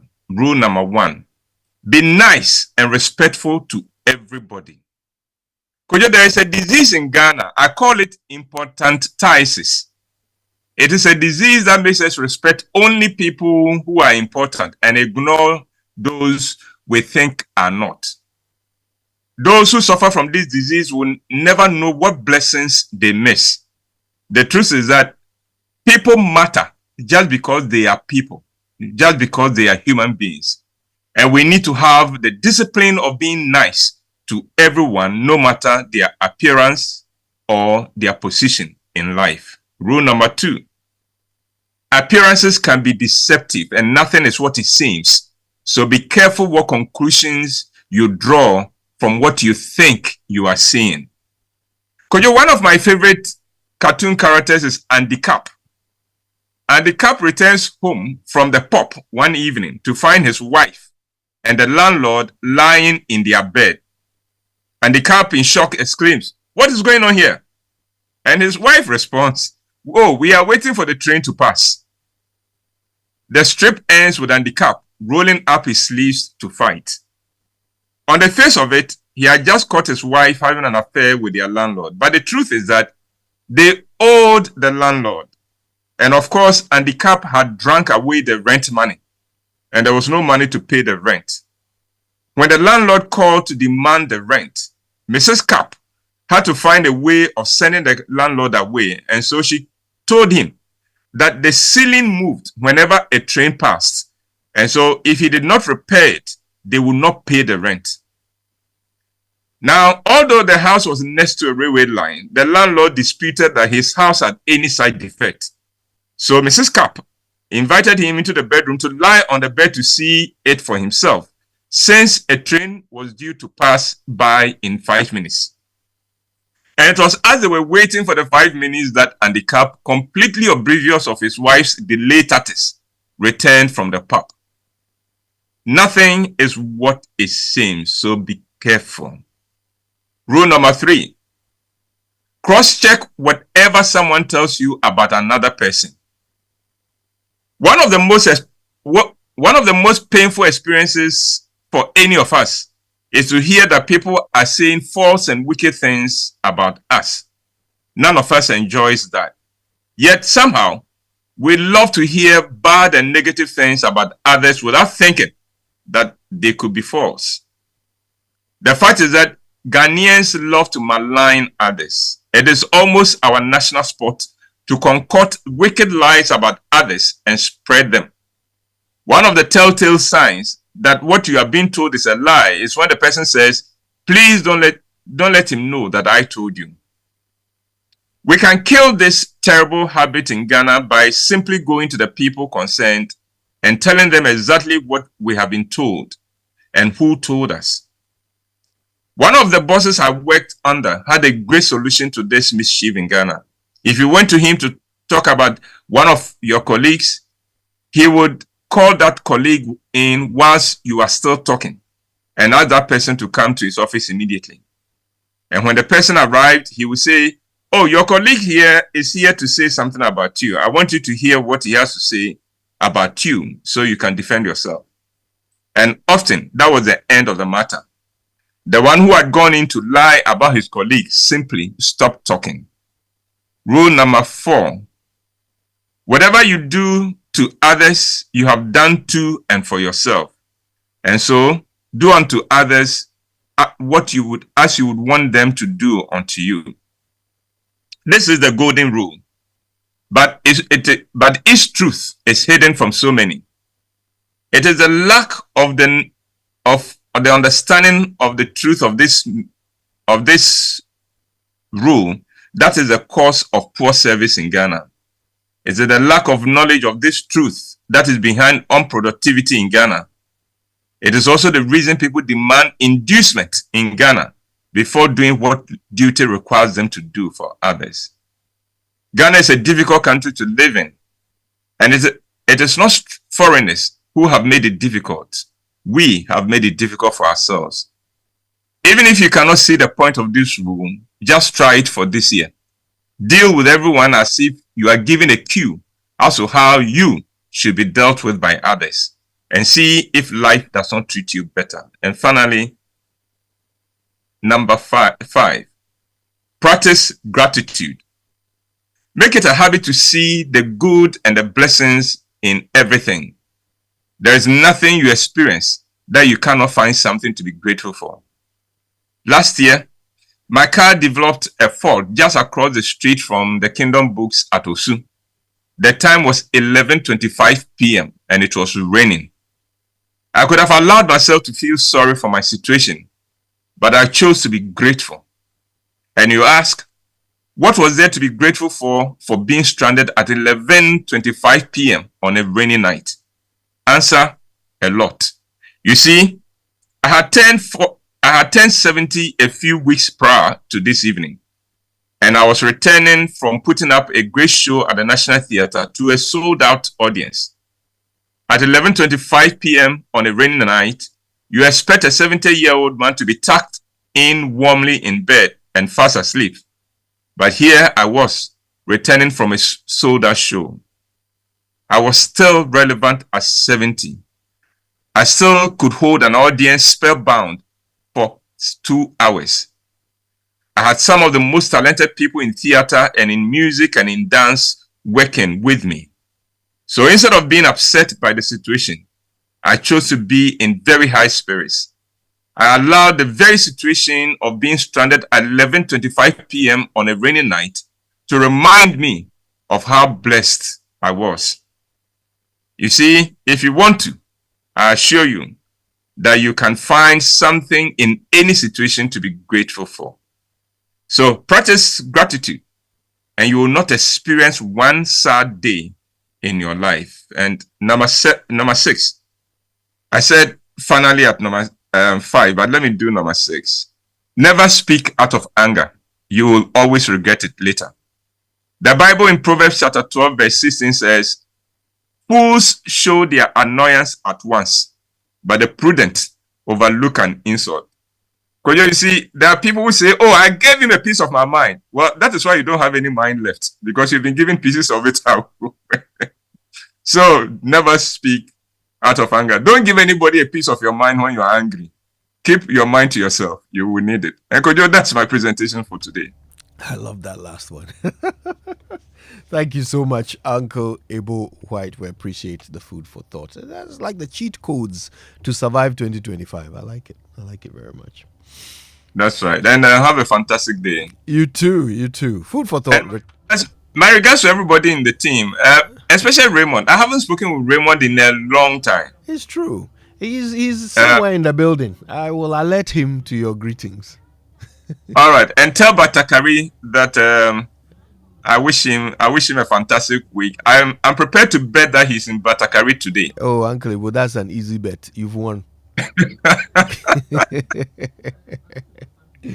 Of course, Batakari is in Batakari. Thank you so much, Uncle Ebo. Yeah, Kojo, you guys are a great team to work with. God bless you. God bless you too. Food for Thought returns on Thursday with Uncle Ebo White. Make sure you don't miss it. In the meantime, those social media messages on the Super Morning Show are brought to you by EcoBank, a better way, a better Africa, as well as Provident Insurance. With Provident Man, you are covered. Today, we're talking about what happened in Obuasi, the killing of some 7 or possibly 8 people, according to the statement from the presidency. But the question is this: should the president have prioritized his Galamsey plans a bit earlier? Could that have avoided some of what we are seeing already? Should we see someone quickly put in whichever ministry is to oversee this sector so that action can be taken? Would it have been easier if we had a defense minister in place? Should the president take some actions and steps now to avoid this happening in the future? Use the hashtag JoySMS when you tell us what you think about our questions. Now, don't be scammed this festive season. Fraud activities are on the increase. Scammers continue to target customers of various banks through phone calls, text messages, and emails to get you to divulge sensitive information like your password, your PIN, your card information, CVV, OTP, and other personal details. Their ultimate goal is to steal your money. So always remember, bank account details can only be updated at an EcoBank branch. EcoBank mobile app can only be upgraded at the App Store or Play Store. Linking your Ghana card to your EcoBank account is done at any EcoBank branch or at ecobank.com. Do not share your password, PIN, OTP, card information, or any other personal information with anyone, whether remotely, face-to-face, or otherwise. Never give 16 digits or any number from your bank card to anyone. Avoid any calls or messages that request that you click a link. Report any suspicious SMS, email, or phone calls to the EcoBank contact center and delete such messages at once. When in doubt or you feel insecure, call EcoBank on 0800 003 225. It's a toll-free number for their contact center. Now, Provident Insurance wants you to remember this new year to let your journey be worry-free. Renew or buy a brand new motor insurance policy with Provident Insurance from January till March 2025 and enjoy exciting rewards, including fuel coupons and exclusive Provident souvenirs. If you need assistance, chat with Obaya, the friendly WhatsApp assistant, on 0242 426 She will sort you out. Bebia, anywhere, anytime, or visit any of their 15 branches across the country. Provident Insurance is your reliable partner for 43 years, keeping you covered every mile of the way. Don't miss out on this special offer. Chat with Obaya now or visit any of their branches, agents, or brokers today. Terms and conditions apply. With Provident Man, you are covered. Time now for the Joy Business Minute, brought to you by Consolidated Bank Ghana, CBG, we stand with you, Anointed Electrical Services, The Generator Experts, and Pinnacle Life Insurance. More for your smile. Good morning and welcome to the Joy Business Minute, brought to you by Consolidated Bank. We stand with you, Anointed Electricals, Generator Experts, and Build-Free Solar Hybrid Air Conditioners, superior cooling with lower energy. President John Mahama has revealed that his government plans to offer fresh incentive to businesses to help them create more jobs in the country. Ministers that will be responsible for some key sectors of the economy, including agric and roads and highways, are said to be scrutinized by the Appointment Committee of Parliament later today. The US government could use their influence on IMF board to delay fresh disbursement to Ghana. That is, if government doesn't take steps now to prioritize debt or their companies in the country. And that is all for the Joy Business Minute, brought to you by Consolidated Bank. We stand with you, Anointed Electricals, the Generator Expert, and Build-Free Solar Hybrid Air Conditioners, superior cooling with lower energy.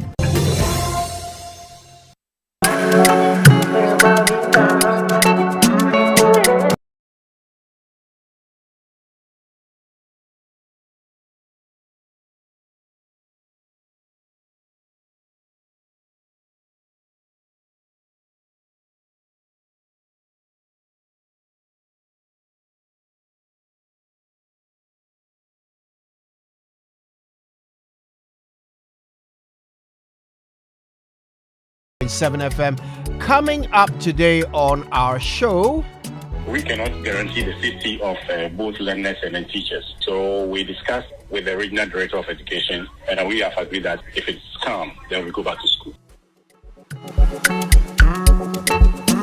Yeah, an uneasy calm in Obuasi following the shooting of some illegal miners by the military. The military team dispatched there as part of Operation Halt 2 to protect Anglo Gold Ashanti concessions. We're getting into that, figuring out what it means and whether the president should be setting up, some sort of structure in government to ensure that such a thing can be superintended over properly going forward. Maybe a more lasting solution will be, he has not named the Lands and Natural Resources Minister, but hopefully anybody who is Lands and Natural Resources Minister will not be behaving like Samuel Abujinapo, will not be indirectly say, we can ban this, you can't do this, almost giving. The man is not implementing solutions, but every proposal he put on the table, he has a defense to it. That kind of system is not going to work. We expect the presidency to, like he's had an interim team for everything so far, to have somebody, a point man or his representative, who is engaging holistically and getting to solutions on the ground. I am not impressed with merely introducing immediate measures. Investigate that. Every big mining firm in this country knows that this threat is real across all their, structures across the country. It's the reason why, whether they have a contract or they have not renewed the contract or they have some arrangement with the military, it is only the military that appears potent enough to provide them the requisite security. Private security is not able to be able to deal with the people and the kind of guns and the other things. But why? If gun people in the name of mining can remove Erastus and Co from their car, treat them the way they treated them, you are convinced that these people, when they meet security, they'll treat them like, boss, I'm pleading with you, treat me nicely. They engage them like combatants. So we should not pretend that we don't know what's been happening on the ground. In any case, what happened more recently, you know of that incident where a miner died, then the firm, and I'm talking about the Golden Stars Benson mine thing, they set an entire block ablaze. Illegal miners in the Republic of Ghana, set fire into an entire block. Did we say that we had investigated the matter, so we are going to arrest the people and prosecute them? Tell me who was prosecuted subsequently. So we have given them some sort of protection. It reaches a point, you know how they do this, right? When they invade your concession, then all of these things happen. We end up telling the mining firm, but you have a big concession. And you know why they invade those concessions? Because they know that where the mining people are mining is where the gold is. No two ways about that. No, because they've done the work. They've done the prospecting and everything. That is where they want. So eventually, government then says, to ensure peace, give them a part of it. We can even call it community mining or whichever scheme we put to it. So we pretend we don't know that we have legitimized this illegality, this robbery of a sort. And the same way, I saw Abu and Co travel from country to country, Dubai, the US, the UK, calling for investors. Where on earth are they coming to invest? Which investor will bring their money into a country where people wake up in the morning, take guns and invade the place? Sometimes they dig holes and meet you there.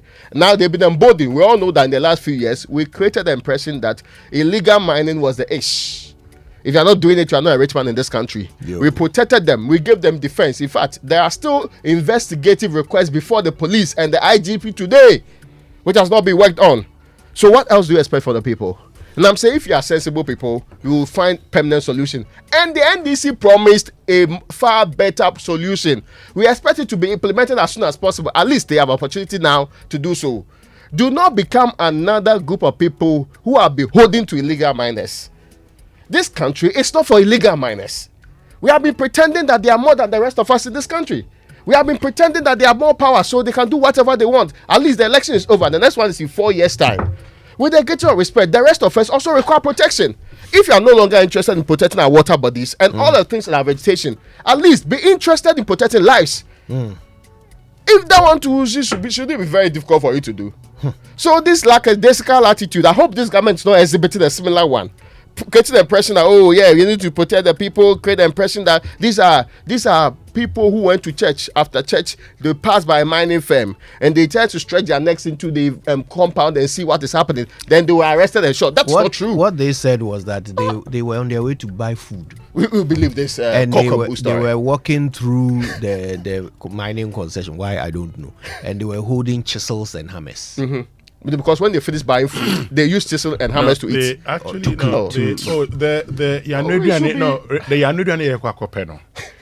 they're going to mine. That's what they mean. Yes, they're going to mine. When they say Yanuedian, they're going to do the thing. They're going to mine. Interesting. You're actually going to mine. Right. Except that you cannot go mining with chisel and hammer. And that's, you see, I at some point, we must actually be truthful to ourselves. Yes. We have lived in denial for too long. Yes.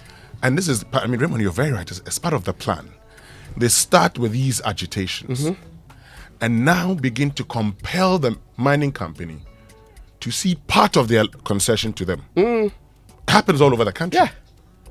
And then these persons will engage in an illegality, even when they've been given the concession, where you would expect them to mine properly. They will not mine properly. They will still try to exceed it. Look, nobody is against proper mining. Nobody is against legal mining. Nobody is against a Ghanaian company. After a Ghanaian company going to the Minerals Commission, applying for a license, being given a license, and mining properly. After all, a lot of these mines, service providers are Ghanaians. Some of whom have heavy-duty equipment helping to mine. Why are they able to do it properly, and our people refuse to do it properly? It is because as a people, we have just decided not to do the right things. We've tried to go the easy way. We don't want cheaper. to spend. You get more money. It's more profitable. Yes. This is not even about merely getting something to survive on. It's more profitable. We've decided not to do the right things. All right. And enough of that. The investigations, I mean, you asked a question, Raymond, and it mustn't end with just this one. The investigations, not just this incident, there's been other incidents. But at the end of it all, I am particularly surprised. I know that where the president said 14 days, and so we have not said anything. I just would want to know, for instance, who's going to be in charge of fighting illegal mining? Would it be the Minister of Lands and Natural Resources, or the Minister in charge of Environment, Science and Technology? Or a task force. Or a task force. We need to know, because Galamsey, is something that must be fought. And we spoke about it prior to election 2024 consistently, and we are going to speak about it to make sure that at least we're able to deal with this once and for all. Look, the thing about sitting in this seat is that you are supposed to be able to tell uncomfortable truths regardless of the consequences. That's what we're supposed to do. So I'm really glad to hear the two of you saying these things, because to be perfectly honest, they need to be said. You are right about the growing impunity, right? This idea that somehow the small person or the poorer person is always right, the richer person is always wrong. This concept that it's my town, it's my village, this is where I live, so I own everything. So even if the government has given a concession to a legal company that is paying tax, dear God, the taxes that these companies pay, the revenue that we get from these companies, a company that is subjecting itself to the regulation of the state is doing things properly, but you in your village, you want food to eat. Therefore, the thing that they are doing, you are claiming ownership over it, and you are encroaching on it and insisting that it is somehow your right to do so. And we are supposed to defend you because you are the poorer person? No, I'm sorry. Let's say what is right. And by the way, you are correct about the growth of the impunity, because look at what's happening in Salt. Just down the road in Ada, same thing. Someone has gone for a legal concession, has been granted the concession legally, has the documentation, everything, has invested money, millions of dollars, and is employing the same locals. But somehow, others are turning it into a war and are insisting that some birthright of theirs has been taken away. What is that?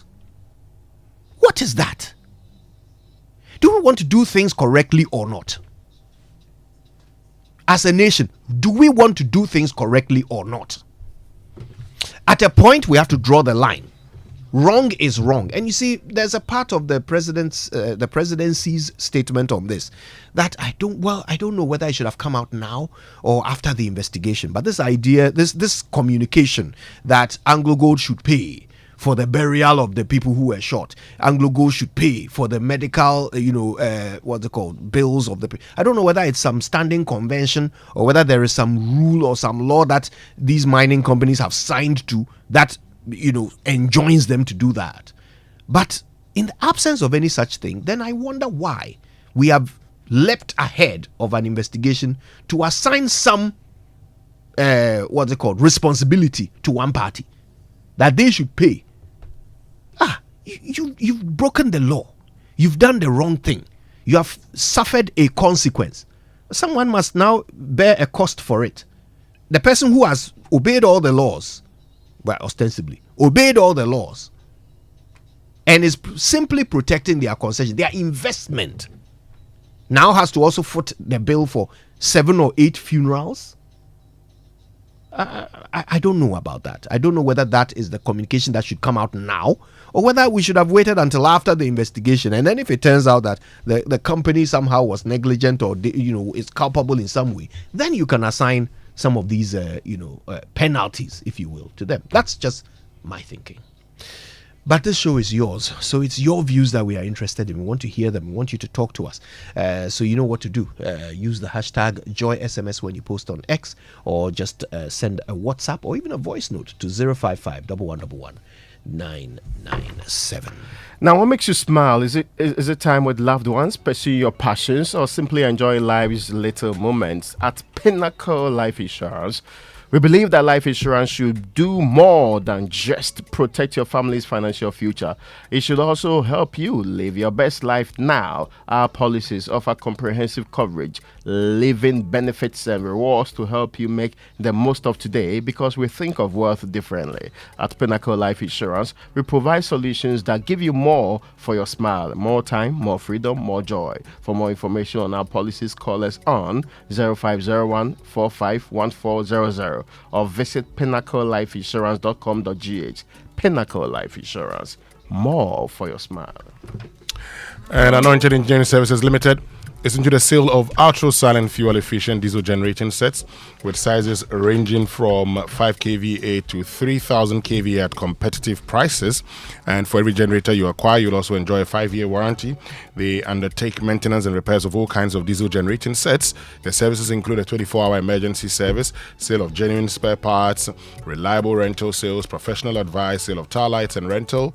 Locate their latest branches in Bibiani Petroji opposite Bethel School Junction on the main Bibiani Kumasi Highway, Techiman X Oil Filling Station on the main Techiman Kumasi Highway, and locate their head office at number 77 Anointed House on the main Odoko Malam Highway near the Odoko traffic light. They also have 18 branches nationwide. They are into skills training. They have a training school that trains students in generators and plants, auto mechanics, electricals and controls, as well as solar installations, and they offer 80% hands-on training and 20% theory. Contact them on 0243 480 334 or 0243 690 295. Anointed, the generator experts. Now, later on the show, we'll also do an assessment of the president's appointments to some of the CEO positions to the state enterprises. We'll talk about those in just a moment on Big Stories, brought to you by Telecel, connecting energies, Latex Foam, your partner for life, Lancaster University, Ghana, the only British university campus in West Africa, and Republic Bank, we're the one for you. Now, have you heard Republic Bank is giving more this season, and they are giving big. Pay with your Visa credit card and stand a chance to win an all expenses paid trip to Kojo, Dubai. Kojo, Dubai. Or a luxury staycation at some of Ghana's finest beach resorts, including Maha Beach Resort, Breezes Beach, and Cap Chache. Yeah, Chache. You could also win the 5-course dinner for 2 at the exquisite Brasa restaurant, a full day spa services for 2, and other exciting rewards in the Republic Bank Tap Win and Fly to Dubai promo. All you need to do, this thing there has all of the pitfalls in there. If you don't take care, you fall in papa. Tap, win, and fly to Dubai. Palomo. Yeah, I'm saying what could have happened if you didn't take extra care, due diligence.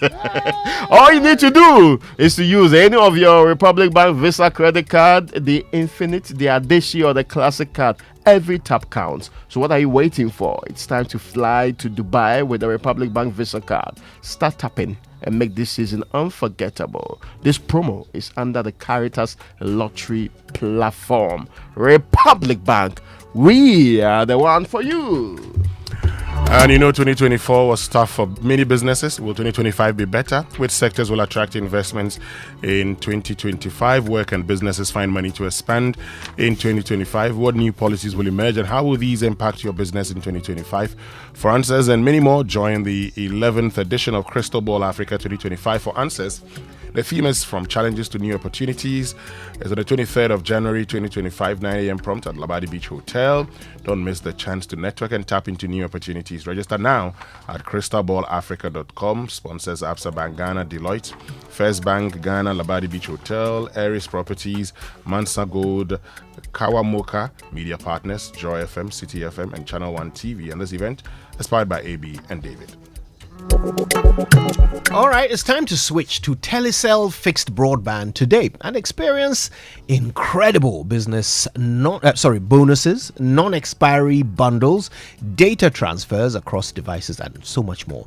New customers get 50% bonus data in addition to other mind-blowing offers, and existing customers receive a 300% bonus data on every broadband renewal to keep browsing. Now, I actually am a customer of Telecel fixed broadband. They're fantastic. The customer service is the best thing. If you have a problem, you call them, they immediately rise to the occasion. And if it's going to take more than a few hours for the problem to be solved, they'll actually move your broadband data onto your Telecel phone number so that you can hotspot your devices at home and keep using that while they fix the broadband. Linda at Telecel has promised to set me up. Oh, you'll be set up. I am waiting patiently. Yeah. If you have any problems, let me know. I'll talk to Mercy Dawn.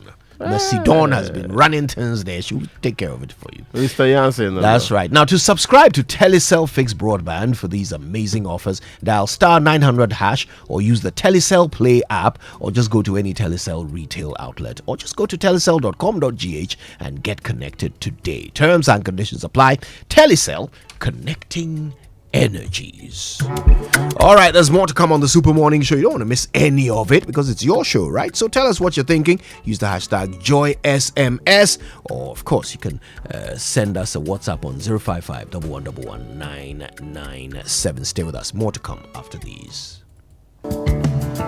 Do you want to remain productive and competitive in your business? Then I am happy to remind you that Anointed Engineering Services Limited is still here to serve. We provide homes, offices, and institutions with ultra-silent, reliable, and fuel-efficient diesel generating sets. With sizes ranging from 5 kVA to 3000 kVA at unbeatable prices, you also enjoy a 5-year warranty. Anointed Engineering is noted for unwavering 24-hour after-sale emergency service, rental and sale of tile lights and genuine spare parts, undertake repair and maintenance of all diesel generators, and buy back used generators. Sign up today at our training school and gain hands-on experience from our team of professionals on generators, plants, auto mechanics, electricals, controls, and solar installations. Anointed Engineering has 18 branches nationwide. Locate our head office in Accra at number 77 Anointed House on the main Odoko Malam Highway near the Odoko traffic light. Call our hotlines on 0302 324723 or 0243 690295. Also on 0243 480334. Anointed Engineering Services Limited, the generator experts.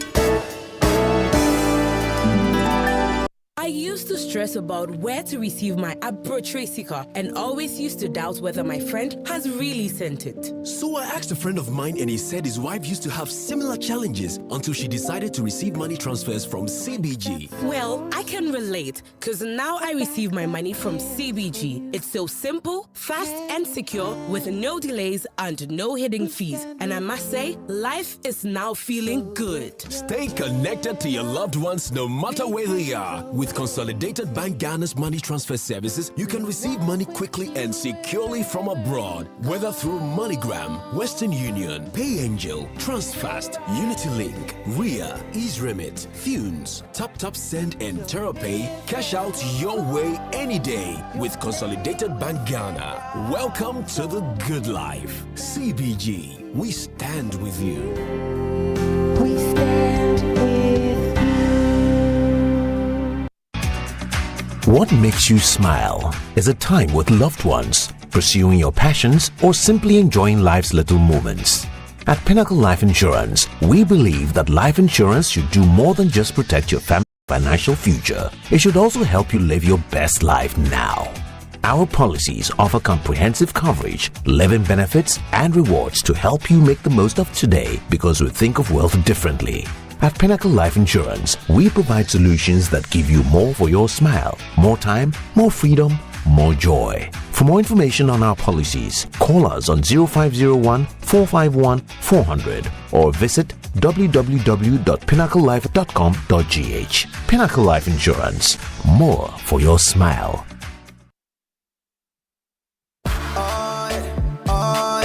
EcoBank Mobile, they make me say, oh yeah, oh yeah. EcoBank Mobile, they make me crazy. Download it and use it. It gon' make your life so easy, yeah. Oh yeah, download it. You go enjoy it. In my ramen check, ramen check. In my ramen check. Come make a download them for you. Cause you can pay bills, you can buy credit, you can pay school fees, even chest tights with the Apple. EcoBank Apple.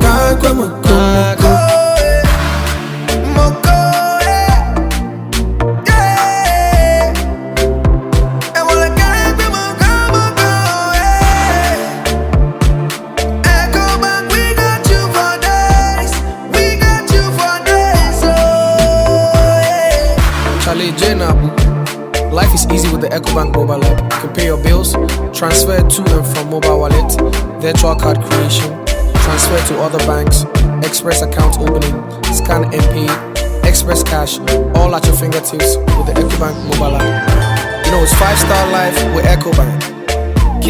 Can promise. This new year, let your journey be worry-free. Renew or buy a brand new motor insurance policy with Provident Insurance from January to March 2025 and enjoy exciting rewards such as fuel coupons and exclusive Provident souvenirs. Need assistance? Chat with Obaya, our friendly WhatsApp assistant on 024-242-6396. She will sort you out babia anywhere, anytime, or visit any of our branches, agents, or brokers today. Provident Insurance, your reliable partner for 43 years, keeping you covered every mile of the way. Don't miss out on this special offer. Terms and conditions apply. With Provident, man, you're covered. Provident, man, you're covered. Auntie T, abeg, fix me gobetete Ghana. No garri, no oil, no plantain, just beans then eggs. Hey, brah, that be dangerous combination, no? Problem no day. I fit handle am. For Telecel, we the Bob say everybody gets what they like. That be why Made For Me bundles day. Based on your usage, you fit get your own data and call packages. Fala! Made For Me bundles like the way you the want town. That *530#, then buy Made For Me bundles today. Telecel. Connecting energies. Are you hoping to start university this January? If you want a British degree from a world-class university at a fraction of the cost, then join Lancaster University Ghana in Accra. With a diverse student community, vibrant campus life, and up to 50% scholarship to support your study, Lancaster University Ghana provides you with a world-class education that creates endless possibilities globally. Don't miss this once-in-a-lifetime opportunity. Apply to join Lancaster University Ghana, where learners become leaders. Admissions are currently open for for our January 2025 intake. Apply now for our foundation program. For more information, contact us at +233 030 221 8989 or send an email to admissions@lancaster.edu.gh. Lancaster University, Ghana, the only British university campus in West Africa.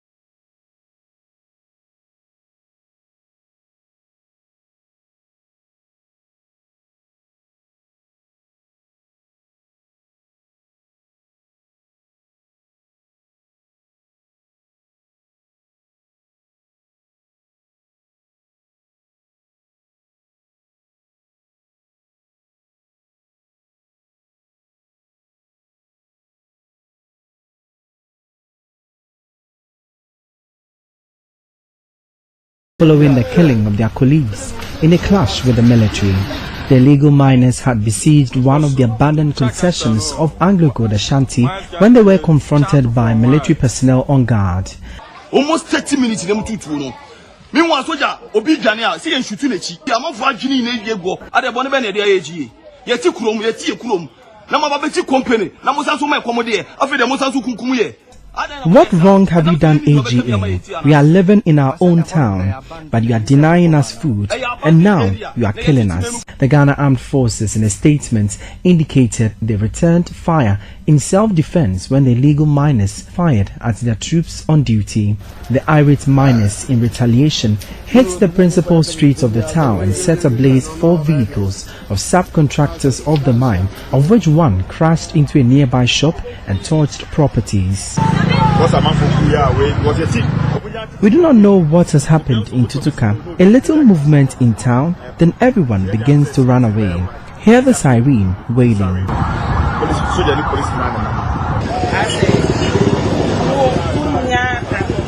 It's scary living here now.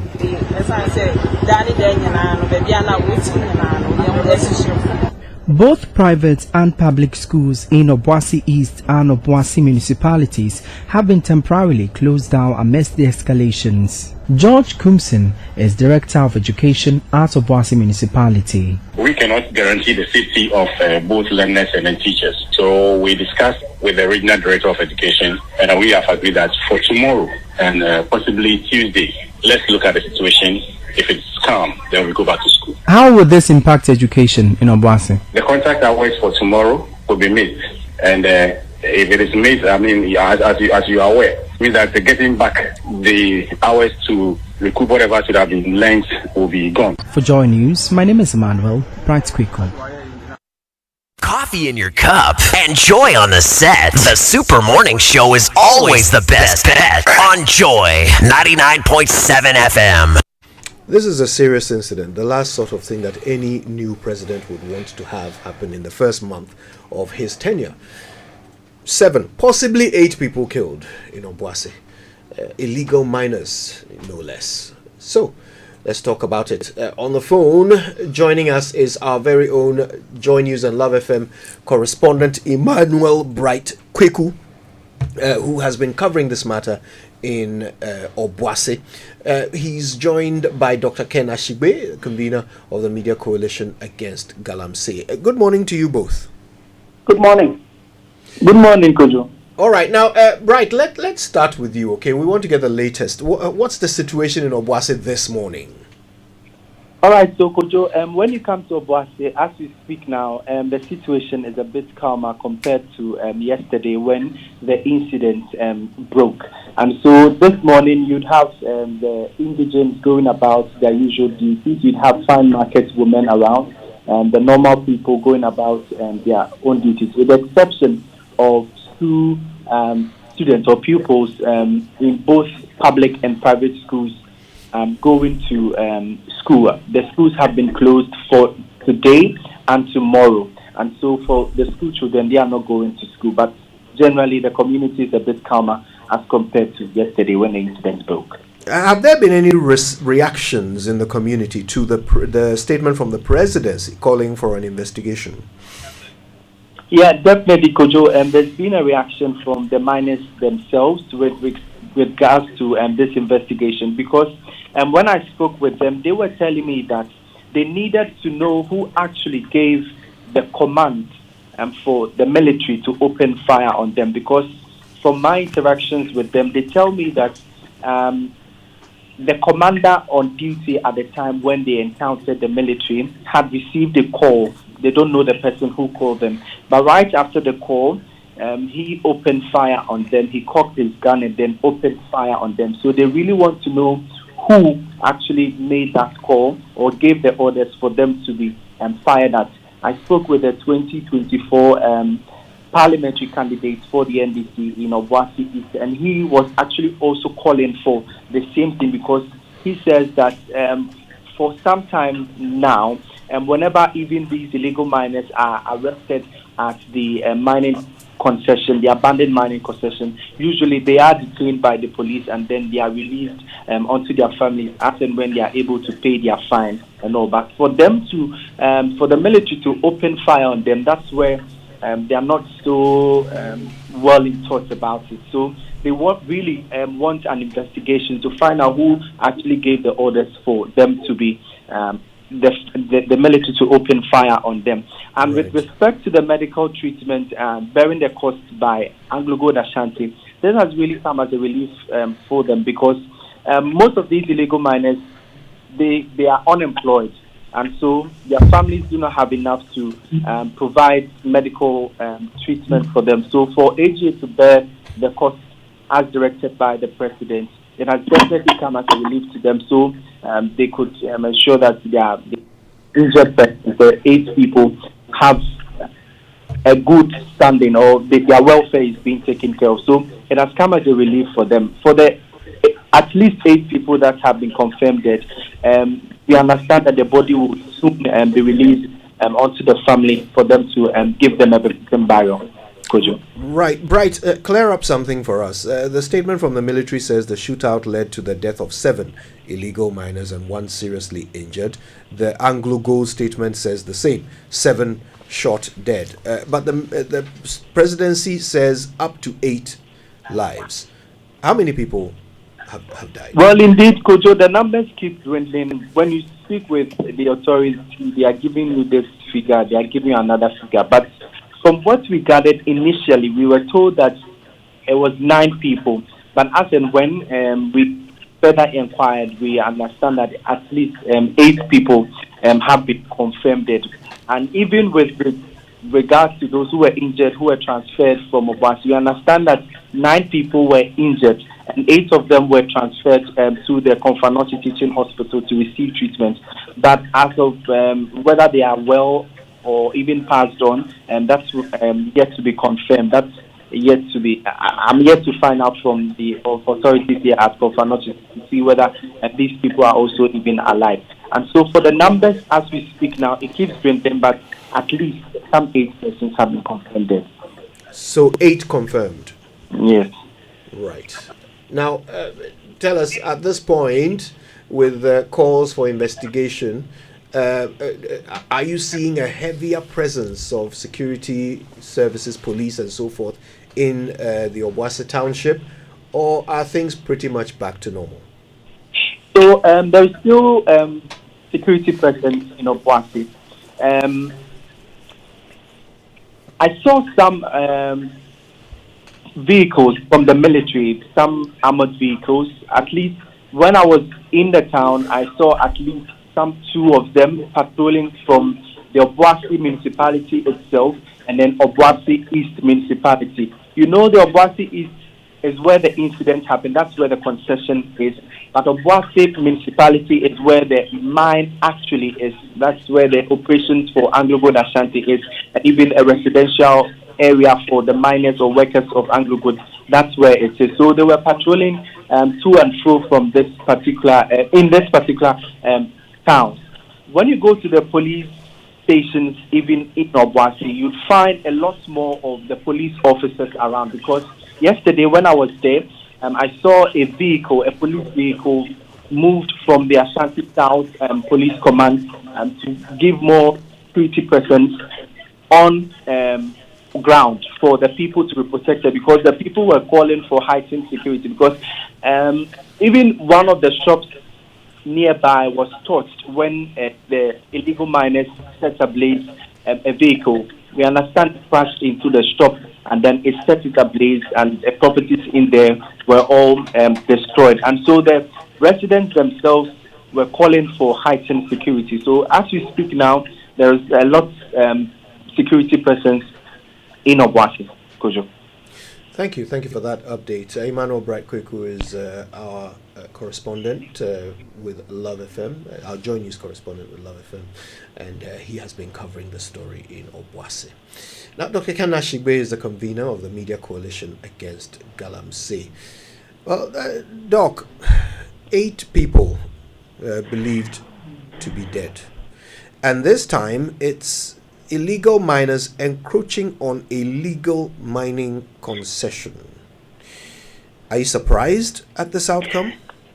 Well, good morning, and good morning to our listeners. I can't say I'm surprised. Definitely, this is something that has been happening over the years, and where you get these illegal miners wanting to invade these concessions, and especially for Anglo Gold. You remember that for us in the PR fraternity, we lost one of our colleagues, one of the Anglo Gold communication managers, in the same operation, a similar operation where they had gone in and he lost his life. And so this is not new. This is something that keeps happening. And you find out that for the media coalition, our attention has not even been on that kind of illegality more than the one that they do that destroys the environment, the water, and all of that. But this is also an illegality, and definitely it's a cause of worry. But in a country of a rule of law, you would expect that when these things happen, the law takes its course. So at this stage, and that's why the Ghana Coalition Against Galamsey, we have just issued a statement.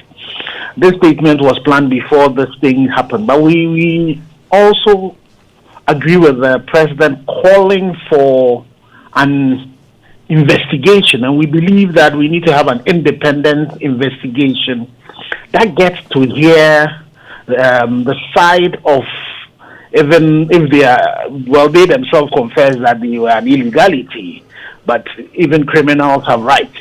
And then also here's the side of the military.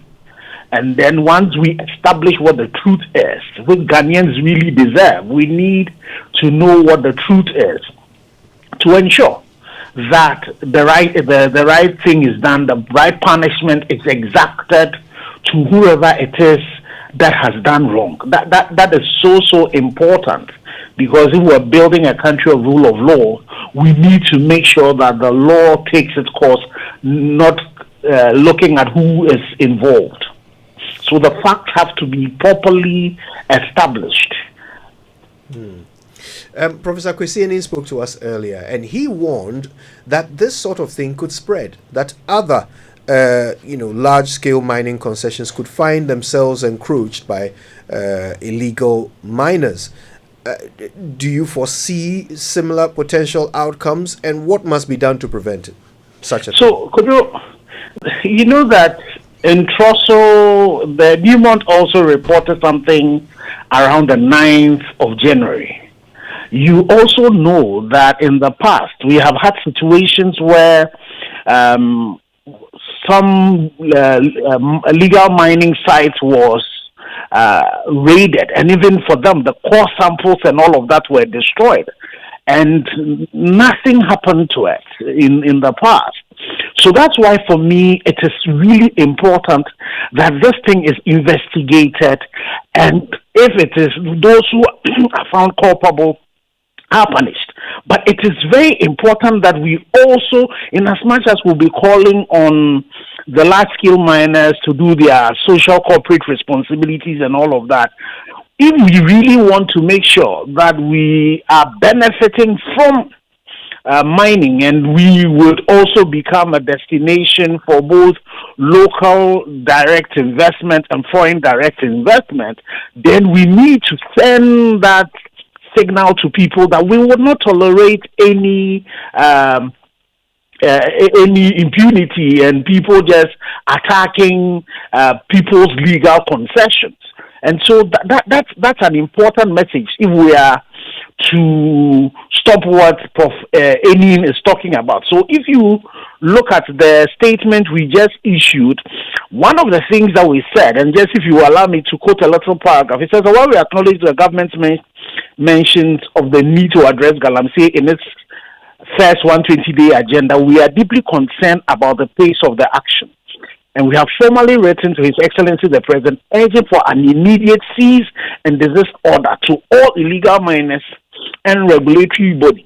This decisive measure is crucial to demonstrate the government's commitment to combating this menace and protecting our environment, especially as a comprehensive strategies are being developed. So it is important that this cease and desist order is given so that the illegal miners do not think that a vacuum has been created and there is space for them to do whatever it is that they want to do. Because a 9th January occurrence in Ntrotroso and then this happening on the 18th of January really is a cause of worry, and we should not allow that in this period when His Excellency is forming his team and all of that, when the MCs are no more at post, people think that, it's the time for them to continue doing what they are doing. So it is important that the regulatory bodies that are currently at post, the police, if you go to the assemblies as well, the coordinating directors are still at post, the EPA, the Minerals Commission, that people still at post.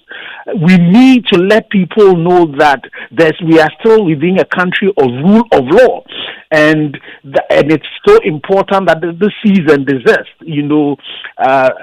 order is given, because we've heard the president talk about passports. We know what is happening on oral, and so for the environment, which has no time to waste, which we in August last year were reporting turbidities of 14,000 NTUs instead of 5. And we know that in the recent days, some water treatment plants have been closed. And so the challenge is still there. So it's important that we don't create a vacuum that allows people to still perpetuate these illegality and irresponsibility. And 9 lives is really a difficult, or 8 or 9 or 7 lives, or even 1. It's a difficult one to take in this one. It's important that this investigation is done, and not only is the investigation done, but those who are found culpable, we need to ensure that the maximum sanction is exacted so that it prevents a future occurrence of it. Now, the president has made several appointments so far. The only appointment that has any relationship whatsoever to Galamsey might be Sami Jemfi going to PMMC, but even then it's a tangential relationship, not anything directly aimed at fighting Galamsey. With such an incident now happening, what does the media coalition feel about where Galamsey seems to lie in the president's list of priorities? So, before even these issues had come to light, again, if you permit me, I'll just read just the top of the paragraph I read. It says, despite these efforts, and this is talking about what we had done before the election, despite these efforts, since the December 2024 elections, we have witnessed a further decline in the situation. The perpetrators exploited perceived leadership and government silence on the matter, leading to an increase in illegal and irresponsible mining activities. The tragic incidents in Ntrotroso and Obuasi a few days back, whatever would be the outcome of an official independent investigation by His Excellency the President, which we fully support, are timely reminders that this problem is an explosive threat to national security and cohesion. So we believe that it is so important that the president appoints a minister for the particular sector as quickly as possible, because, again, as you said, appointing somebody to PMMC for the gold board, it's a good one, but it does not deal with the issues of national security and the immediate threat. And if you look at some of the things we were asking for in the past, so we completely concede that this is early days yet for the president, and he's in the process. He's giving us 14 days to complete his appointment, which would end tomorrow.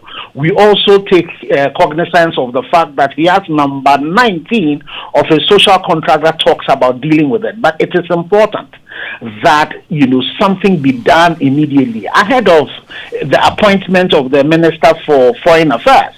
we have an order issued for people to return their passports, and we see, so that's a good one. So we believe that in the same vein, the issues around Galamsey, the issues around the destruction of the environment are so important that even ahead of appointing a minister, the government who all these ministers serve, the president who all these ministers serve, should be able to issue that direct order to everybody, every citizen, and everybody who's also employed within the sector to start acting, so that people do not think that it's time for them to move. You know, what we saw in 2017 was that the NDC that were doing the Galamsey in 2016, immediately, the election happened and the NPP came into office. We saw the NPP people begin to take over. So that transition happened between 2016 and 2017. The transition is happening as we speak. There is transition moving. The criminals and the illegality is moving from the MPP to the NDC. So it is important that this time that we have a president who, has had opportunity, 8 years of reflection, who has come, who has told us that it's about legacy, and we can see that beginning to happen. It is time that we deal with this wicked problem of Galamsey once and for all.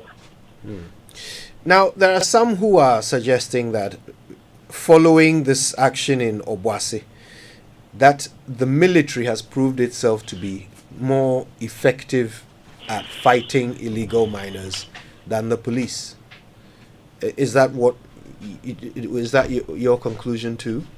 I would not say that. The thing that we should all realize, and again, Kojo, this is about, I remember you very clearly, when there was this issue about the military officer who said during the elections, if you do and you let them bring us in, we are not coming to do customer service.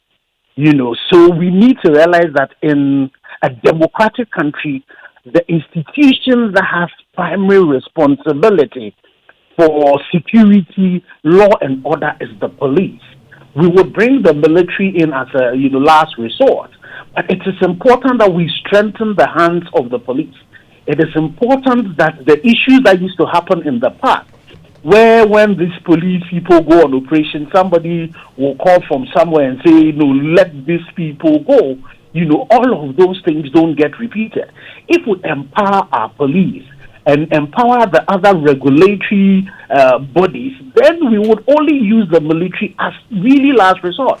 Because sometimes some of these illegal miners come up with a lot of heavy firepower that sometimes they could overwhelm the police, which will be your first, buffer. And so when that happens, then you know that you can escalate it.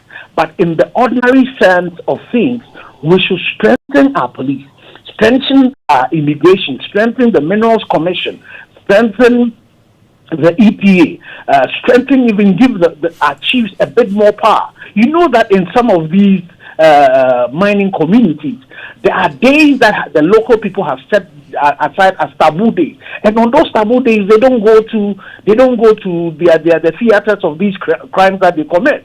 So, which means that if we are able to actually harness the power of our traditional authorities, we would be able to bring something to happen. The challenge is the fact that, as we have seen in the past, the firefighters are the arsonists. Those we have put in power, those who are in authority, those influential people, MCs, DCs, chairpersons of political parties, regional chairpersons of political parties, are themselves culpable and involved in that. Unfortunately, again, we've heard the president say that if you are in his government, you cannot be wanting to go into these particular spaces. So if we are able to deal with that thing and get the political will, that comes really from the top, and the tone is set properly, we would be able to empower our civil, regulatory, and law enforcement bodies to be able to nip this in the bud. Now, the problem, however, is the record of the police in the fight against Galamsey. We know of Galamsey that has occurred literally meters away from police stations. We know Still of occurring. Yes, we know of videos of police officers allegedly turning up at Galamsey sites, collecting money and leaving. We know of Erastus Asaridonko's case where, after he and his team were kidnapped, abducted, beaten, he went back with police officers who kindly invited the suspects to come to the police station, and they declined. And that was it. The police's record in fighting Galamsey is very difficult, for people to assign trust and hope to. I tell you again, Erastus's own operation. There was the time when Erastus went into a place where Heritage Imperial, a company that had been given exploratory license, that was engaged in mining activities, who even confessed in court themselves that they were engaged in. They were being guarded by military people. So, the evidence also exists. There were situations where even Operation Vanguard themselves, pointed out some of their military people of also having been involved in some nefarious activities. So the thing about it is not just, calling the police out, but it is what are the reasons that led this happen? If we set the tone right from the top, if we ensure that when these police people go and put their lives at stake and go and arrest these people, we would make sure that nobody calls from the top and say, let them go. If we would ensure, because you see, if somebody was supervising the police, if somebody was checking all the way to the top, they would do a good job. So I agree that there have been major challenges with the way all of these things happen, but it's all because, I believe, it's all because we don't set the tone properly at the top. And so if we set the tone properly at the top and we equip the police appropriately, and we also use them, especially when it comes to the firepower, the team they are going to deal with, we use a lot of intelligence, not like the situation where the Eastern Regional Minister, for example, went into a Galamsey site with a team of 30 people, and the people they went to meet there, the firepower in the method, they had to retreat. And if we know, so that we know that in this particular place they are going to, the weapons of the military, the police will be able to deal with it, then they go. And then if we know they cannot, then they get the support. So, for me, I would not completely want to say the police cannot do it. It has to, we need to add other things to it. And the point also has to be made that the fight against Galamsey, again, I said it's a wicked problem. Professor Gordon will tell you that the wicked problems would require multifaceted solutions to it and requires a lot of research. So it's not just your law enforcement angle. What other things do we need to add to it to be able to make sure that happens? So I would still cut the police a bit of a slack. I know they've had their own challenges, but I believe that, the challenges have always been because the tone from the top has really not supported it. The people at the very top, there are police people who have been transferred just because they have gone to arrest people. How is it that Akonta Mining, which the Minister for Lands and Natural Resources pointed out that was involved in an illegality, that the Minerals Commission confirmed? Up till today, we petitioned the IGP, who forwarded it to the Director General of CID. Up till today, Akonta Mining has not been arrested and taken to court for him to have his time in court. So we what we need to do is to have the right political will to be able to deal with this issue. Again, I'll go back to Professor Gordon. He prescribed the solution as being Ghana. Good governance is the first one of that, of the solution to this particular problem. So, I am quite hopeful that with His Excellency the President putting it in number 19, he would actually walk the talk and some of the things he has said. Right. And it is important that for him, he also goes back and look even into the MPP manifesto. There are some interesting solutions that he adds to his solution, and I believe that we would be able to crawl back from this place of genocide that we were brought to in the last regime. Right, very well.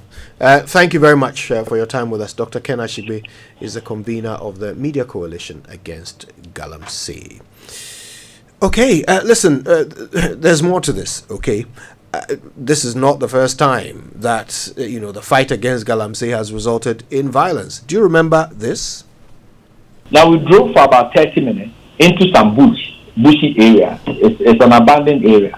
Then they stopped the vehicle and asked us to get out. So at that point, I was a bit scared because what are they going to do? What was running in my mind? Are they going to shoot us? What are they going to do? So I was reluctant in getting down. And I asked the guy, why are we here? Because he said we are going to meet the owner. Where is the owner? He said the owner has asked them to stop the vehicle and deal with us there. I said, what are you going to do exactly? When I asked that, I got 2 hot slaps from behind. Then they opened the doors and asked everybody, pushed everybody out. Then the beating started.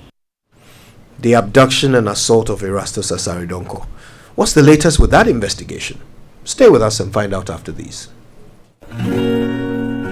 Happy Monday. Welcome to Vital Signs by Sonotech Medical Center. I'm Dr. Grace Backman. Today, let's talk about something every woman should know about: cervical cancer. January is Cervical Cancer Awareness Month. Did you know that cervical cancer is one of the most preventable cancers, yet it still claims thousands of lives each year? It all starts in the cervix, the gateway between the uterus and the vagina. The main culprit is a common virus called the HPV, human papilloma virus. Most HPV infections go away on their own, but some high-risk types can silently cause cells in the cervix to change and become cancerous over time. Other factors like sexual activity, smoking, and a weak immune system can increase the risk. The scary part, in its early stages, cervical cancer often hides without symptoms. But here's the good news: you have the power to fight back. Regular pap smears, HPV testing, and getting the HPV vaccine can stop the disease before it starts.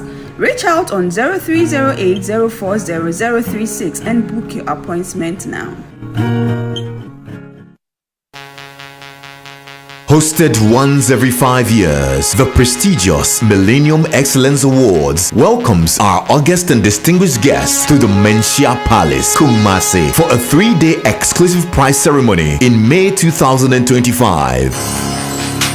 Invited guests will include executives of government, royalty, the diplomatic corps, academics, and CEOs of industry, all under the auspices of our revered King, His Majesty Otumfo Osei Tutu II Asantehene, the life patron. The Millennium Excellence Awards 2025 will unveil the best and honored laureates of our time from Ghana and around the African continent. To vote for your nominee, visit mefvotes.wigal.com.gh. This is an invitation-only event. Be part of history. The Millennium Excellence Awards 2025, a royal ceremony coming soon. Do you want to study abroad? I present to you Astolinks International. They give professional advice on study visas to the USA, UK, Canada, Australia, New Zealand, Ireland, and other European nations. They also advise on visa applications, general travel, and other immigration services. Call them on 0537 152 118 or visit them at 4A Pawpaw Street in East Legon. For more information, check out astolinks.net. Astolinks, pathway for success.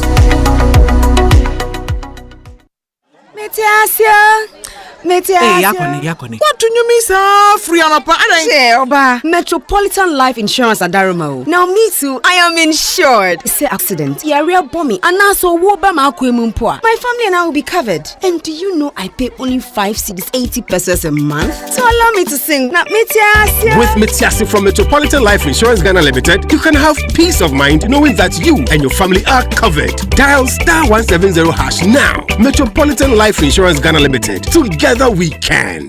Upgrades are nice, but stepping up is woohoo!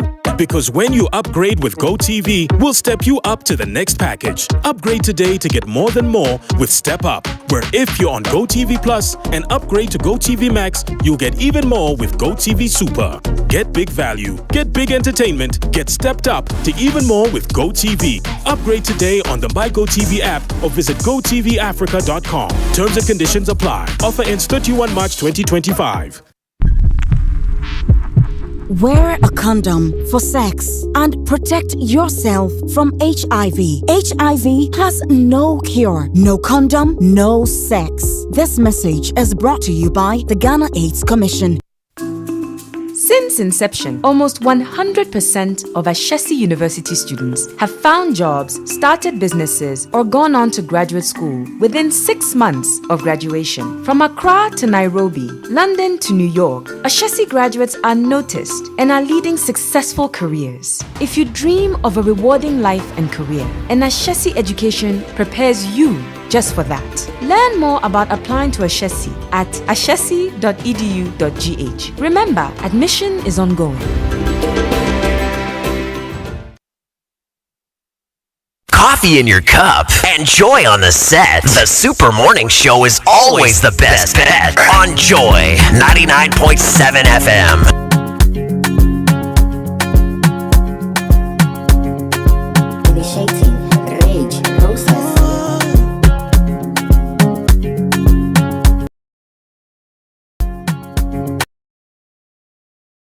Well, listen, you're welcome back. In a moment, we're going to find out what the latest is with the investigation into Erastus Asare Donko's abduction and assault. It happened to him and other team members from Love FM who were investigating an illegal mining story. And, of course, he will join us with updates. First, are you a graduate from the University Polytechnic, Midwifery College, or maybe you've just completed SHS?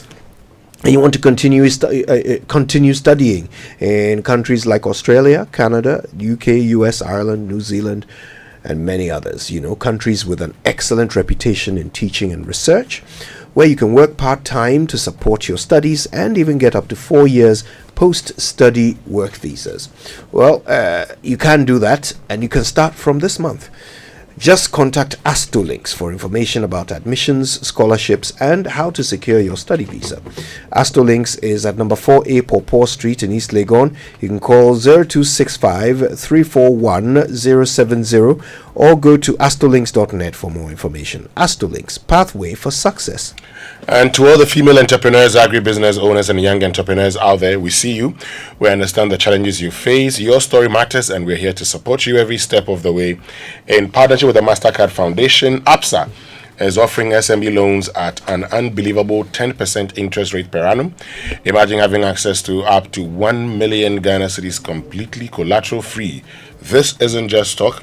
We've already disbursed over 600 million, supporting over 1,600 businesses within the past year, and we're especially proud that 67.3% of our beneficiaries are women-owned enterprises. Your success is our success. If you're ready to write the next chapter of your success story, visit our SME project office, nearest APSA branch, or our website, apsa.com.gh. Your story matters, APSA. Now, do you want a British degree at a fraction of the cost? Do you want a vibrant student experience in a community that equips you with useful employability skills, taking you one step closer to the career of your dreams? Well, enjoy all of this and more, plus up to 50% scholarship for your degree at Lancaster University, Ghana. Be taught by the finest faculty, trained to UK standards at their campus, and if you want to know more, just go to lancaster.edu.gh. You can also email admissions@lancaster.edu.gh or call 020-960-7008. Lancaster University, Ghana, the only British university campus in West Africa. Charlie, you know the enjoyment is real. From now till June 2025, Enterprise Insurance is giving you more reasons to smile on the road, buy or renew your existing motor insurance policy, and enjoy amazing rewards, free fuel coupons for your vehicle and airtime for your phone. It's that simple. Insure, not chilly. With over 100 years of trusted experience, we're here to secure your peace of mind. Visit any branch, connect with your insurance agent or broker, or use the Enterprise Advantage app for convenience and enjoy free fuel coupons and airtime instantly when you buy or renew your motor insurance. Enterprise Insurance is rated AAA by the GCR for financial strength and claims paying ability. Terms and conditions apply. Enterprise, your advantage. All right, now listen, you should pursue your advantage in the protection of your eyes. Give your eyes the best attention and care they deserve this year. Don't play with them, cry. With 34 plus years of experience, our friends at Robert & Sons continue to offer comprehensive eye care services, including all-day comprehensive eye testing with modern equipment, eye specialist services, pediatric eye care services, visual field testing, optical coherence tomography scans, 100% original and unbeatable frames and optical products, including contact lenses and solutions, corporate eye care services, and so much more. Just go visit our friends at Robert & Sons in Adabraka, Usudankwa Circle, Tema Community 6, Weja, East Legon, Adenta, and Kumasi. For more, call 030-222-2601 or 050-151-9111, or just go to robertandsonsoptical.com, or find them on Facebook, Instagram, and Twitter. Just type at Robert N. Sons Ltd. Robert and Sons Optical Services. Seeing is believing. So tap, refer, and fly to Dubai with GCB Digital Loyalty Campaign. From now till the end of the month, accumulate points and get cashback rewards anytime you perform transactions on the GCB mobile app or USSD *422# platform. You stand the chance of being rewarded with amazing prizes like a weekend stay at a top hotel in Ghana, airtime or data bundles, dinner for two, or a fully paid vacation to Dubai.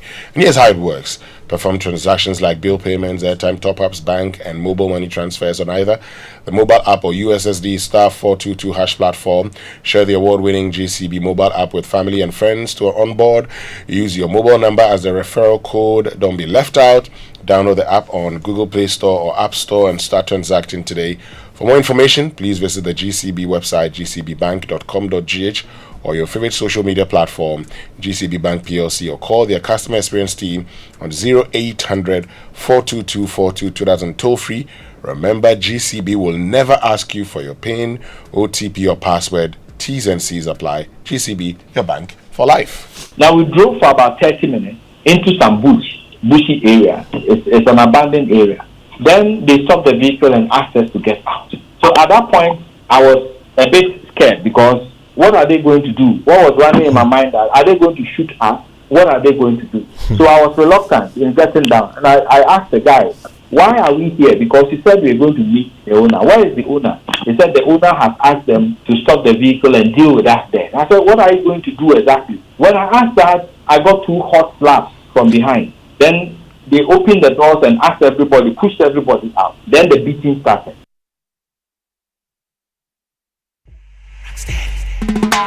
Think about the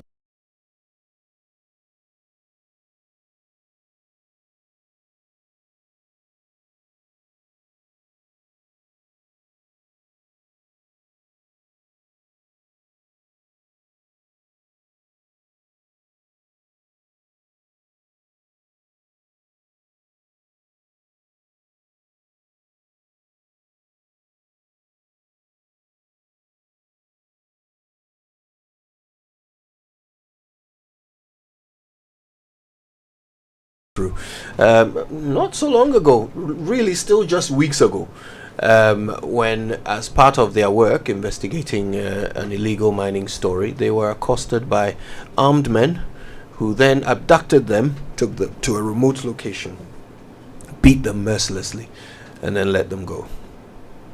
The police afterwards were unable to arrest any of them. Eventually, some of the suspects walked into a police station voluntarily and were immediately bailed. But what's the latest in the investigation and trial of these individuals? Erastus Asari Donko joins us now. You know him. He's our environmental journalist, Joy News' environmental journalist at Love FM. Erastus, good morning to you. Good morning, Kojo. All right, so quick update. Where are we with this case of yours? Okay, so we made 2 appearances in court so far, and I'm referring to the Bekwai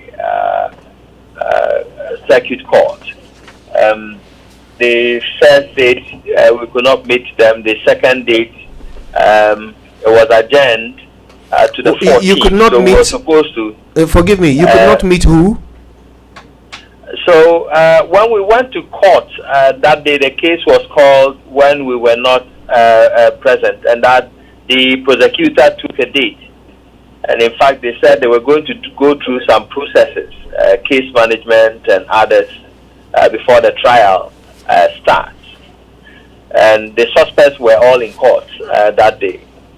So we were supposed to be in court on the 14th, but the court did not sit for some technical reason. And so the next date is February 12th. We're supposed to be in court. Right. How many suspects altogether at this point? So at this point, we're dealing with 6. Okay. And so far, 6. What have they been charged with? Or in fact, the last time I checked, in fact, I need to cross-check that. I need to get it right, and it doesn't come right off head. But Erastus, these 6 suspects that you talk about, were they the same number of persons that abducted and assaulted you? Some of them, not all of them. In fact, 2 of them were the boys we met at the gate, at the entrance. They are the ones who I heard talking on the Motorola, inviting the others to come, that there were some media persons on the field. So those 2 are there. Then there are some 2 we identified in the police cell as part of those who assaulted us. One of them, who we thought was their leader, was the one who was part of the team that assaulted us, but he himself did not take part. So the 3, I can say, were part of the people who assaulted us at that particular time. Right. But when you say part of them, I mean, how many people do you remember assaulting you? In fact, they were about close to 10. 10. But the faces, those who were doing the slapping and the punching, when we see them, we'll see them. But so far, we've identified only 2 of the people who were actually taking part in the assault business. Okay. All right. Now, some of your equipment was also taken by this group of thugs. What's the latest on that? In fact, Kojo, myself, I've also been requesting from the prosecution, but they are telling us that they don't have any information on the items. And so as we speak, the 5 drone batteries, the JBL headset, my Joy branded jacket, which contains my ID cards, my Visa cards and others, are all with them. We don't have any information on that. Right. Erastus, tell us, I mean, in real terms, how this ordeal has affected your work. Well, in fact, I must say yes and no. Yes, because it has affected it to the extent that we have to review our own security. We have to be extra careful. In fact, it has also brought a certain kind of fear, around and all that. And so the team members got a bit demoralized, but then they are back on their feet, they are picking up, and very soon we'll have to get updates of what is happening across the country and start what we do best. I must say that it has not dampened our spirit to the point that we have to let go. No. It's our job. We feel that we have to go ahead and still fight to the latter to ensure that our waters that have been polluted, our forests that are being pillaged, will be done right. How have the prosecution and the police been treating you, the complainants, in this matter?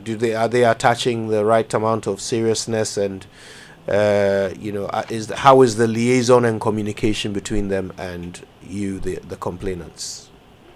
Well, Kodo, I must say that initially when the case was reported,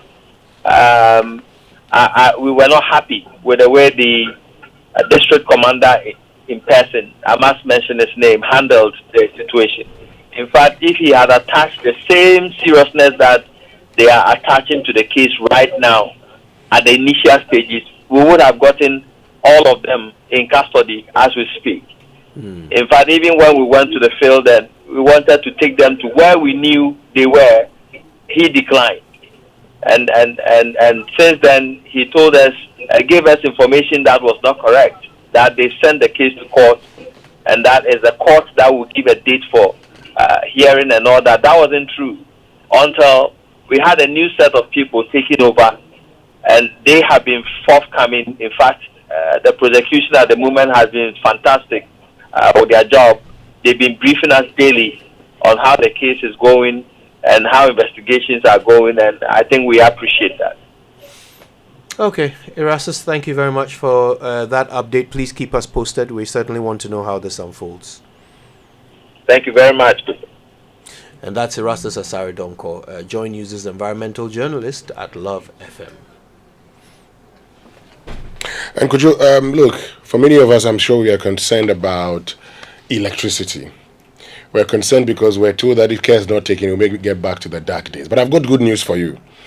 This morning, I'm going to tell you how you can have uninterrupted supply, which is some small money, by getting on to solar. Well, that's good news. Stay tuned for it all.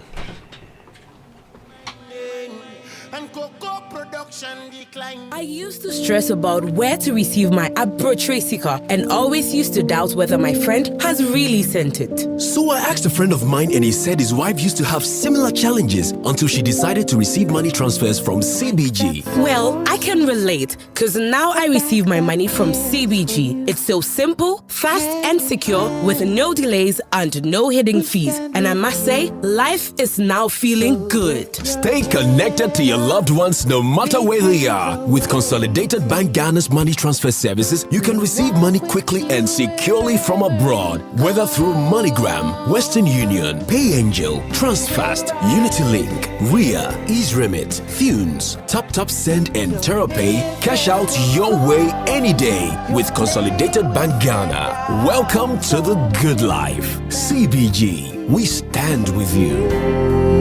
We stand with you.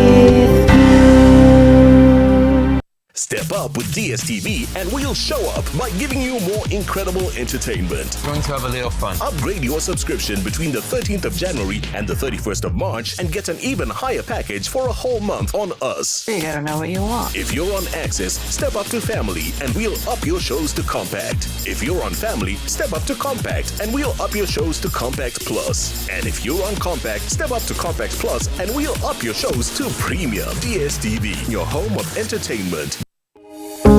The Joy News Impact Makers Awards is here again to honor everyday people making extraordinary impact across Ghana. But we can't do it without you. Yes, you. We need you to tell us whom you think should be the next Joy News Impact Maker. That person could be your neighbor, family member, friend, colleague, or someone you have heard about making significant strides in your community. The Joy News Impact Makers Awards brings your heroes and heroines into the spotlight. You can nominate an impact maker in just a few easy steps. Send an email to impact.makersaward@myjoyonline.com, fill the form, and tell us about your hero or heroine. Entries are open from now to February the 10th, 2025. You can make your hero or heroine a Joy News Impact Maker and appreciate the work they do for your community, be it in health, education, ICT, water and sanitation, agriculture, and many more. Also remember to nominate that person for a special award in climate adaptation innovations and ICT. Joy News Impact Makers Awards, celebrating ordinary people making extraordinary impact.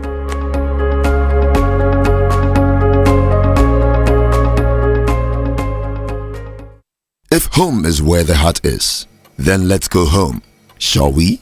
Let's go where the entertainment is,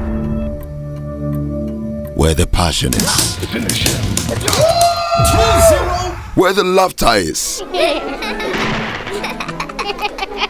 and sometimes even the tears too. Let's go where we feel safe enough to share our opinions and send tweets, where we do that embarrassing little dance to our favorite song. Let's go home where the love the care and the joy live. There's no place like home. Connect your home to super fast internet with affordable data bundles from MTN Home. Visit broadband.mtn.com.gh or your My MTN app to sign up today. MTN. Upgrades are nice, but stepping up is woohoo! Because when you upgrade with GoTV, we'll step you up to the next package. Upgrade today to get more than more with Step Up, where if you're on GoTV Plus and upgrade to GoTV Max, you'll get even more with GoTV Super. Get big value, get big entertainment, get stepped up to even more with GoTV. Upgrade today on the My GoTV app or visit GoTVAfrica.com. Terms and conditions apply. Offer ends 31 March 2025. It's the most action-packed breakfast show in town. The hottest music, the best giveaways, the great interviews, and all the laughter and fun you can imagine. Don't miss the Super Morning Show on Joy 99.7 FM. It's the best breakfast show in town. Right, so welcome back, and thank you very much for staying with us here on the Super Morning Show on Joy 99.7 FM. So I told you that, for many of you who've become concerned because, on the 7th of January, we're told, for instance, how if care wasn't taken, we're going to experience, power shortage, as in Doomsor. And you kept asking the question, so how do you get electricity? Bearing in mind that it's very expensive to buy fuel. Well, I've got good news for you. Of course, the good news is that if you're one of those who are concerned, you should be thinking of buying Moved Solar Power. And this morning, we're joined by the CEO of Moved Solar Power, Josen Shu, and Clement Drogba, who is engineer at Moved Solar Power. Good morning. Thank you very much, both of you, for joining us. Good morning. I believe you're doing very well. Yeah, fine.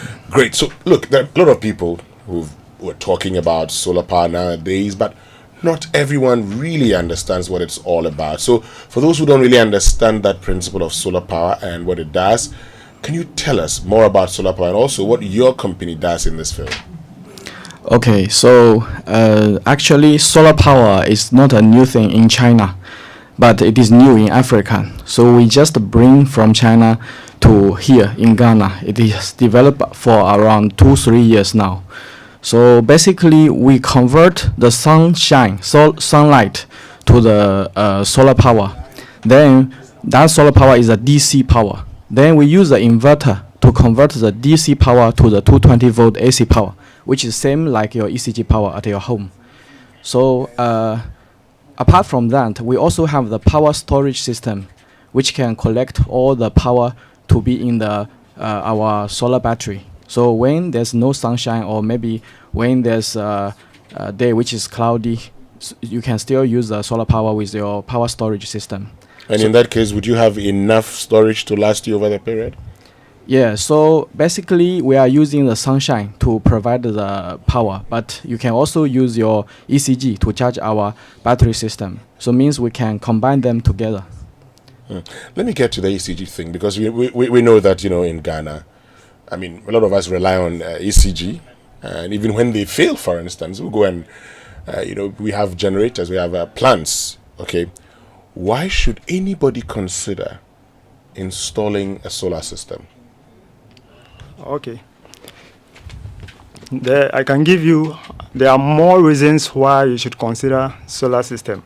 I want to give you 2 examples. Please do. Which is stability and cost saving. Stability, combining, depending on ECG, using your solar system, combined with the storage system, it gives you a stable electricity. Provided your battery has power enough, it gives you uninterrupted power for your daily activity. That is provided your batteries have power saved in it. Yeah, when there is no sunshine where the panel generates, your storage system, which serves as a poly tank for your home, when there is no water, you rely on the poly tank. So that is what your storage system does. It stores the power when there is no electricity, then you rely on it. So it gives you a stable and uninterrupted power for your daily activity.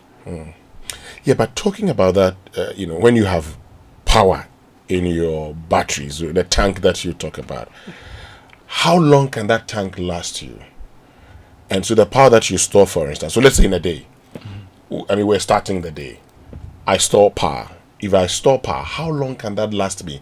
In case the sun doesn't shine, and that's a concern people would have, and you ask the question, So it is, where there's no sunshine, what happens? Yeah, it is always depending on the battery you are using. So for example, now the battery we have, basically we have two types of battery. Okay. We have lead acid battery and we have the lithium battery. We recommend to use the lithium battery because it lasts longer. So the lithium battery, we have 5 kilowatts one, we have 10 kilowatts one, we have 15 kilowatts one. So for example, in your house, you have an AC. AC may consume about 1.5 horsepower per hour, or maybe 2 kilowatts per hour. So like this kind of situation, you may need a 15 kilowatts battery for last longer. If you have a 5 kilowatts battery, it will last for 2-3 hours and it will off. So we will recommend, if you have an AC in your house, you may use it for keep it longer. You may use a larger battery system. Yes. That would take me to, I mean, now that you've introduced the AC question, because a lot of people also who have water heaters, beyond the air conditioning, they have water heaters. The general conversation is that, many of these solar, plants just power your regular fan, light, and maybe a fridge. Can your plants power, say, in a home where there are 2 air conditioners, water heaters? Can I power all of them? Can I be assured that I wouldn't have a problem? Sure. You are assured. Before we design a solar system for you, we don't just sit somewhere. We come to your house, assess everything in your house, do our necessary calculations. So whatever we bring to your house, we are not just bringing anything from our office. We bring what we assess in your house. Therefore, if your system is a 5 kilowatt system, we make sure we design it in a way that whatever you are having in your house, if the water heater can last for 2 hours, we have to design it. How long do you want it to last? If it is 3 hours, it will depend on the battery. If you tell us you want to use your water heater, your air conditioning throughout the night, we have a way of designing the system to suit whatever you request. So if you want to use it throughout the night, we have a 15 kilowatt battery. The 15 kilowatt battery, lithium battery, it means when your whole system in your house is a 5 kilowatt, and we give you a 15 kilowatt battery, you are going to use it for 3 hours, assuming you are using the 5 kilowatt everything at once. But it's not possible you are going to use it. So the lower, the more time you get. So if you add another 15 kilowatt battery, you are getting 30. So if you are using for 5 hours, that means you are now going to 3 hours. Now you are going to use for 6 hours. So the more batteries you add, the more hours you get. Okay. Now, Shu, you talked about you could also use ECG to even charge your batteries. Tell me more about that. Yes, actually we can combine the ECG or VRA into your power system, solar power system. The solar power system, it contains 3 main parts. One is a PV panel, which is converting the sunshine to the DC power. That is one of the source for the system.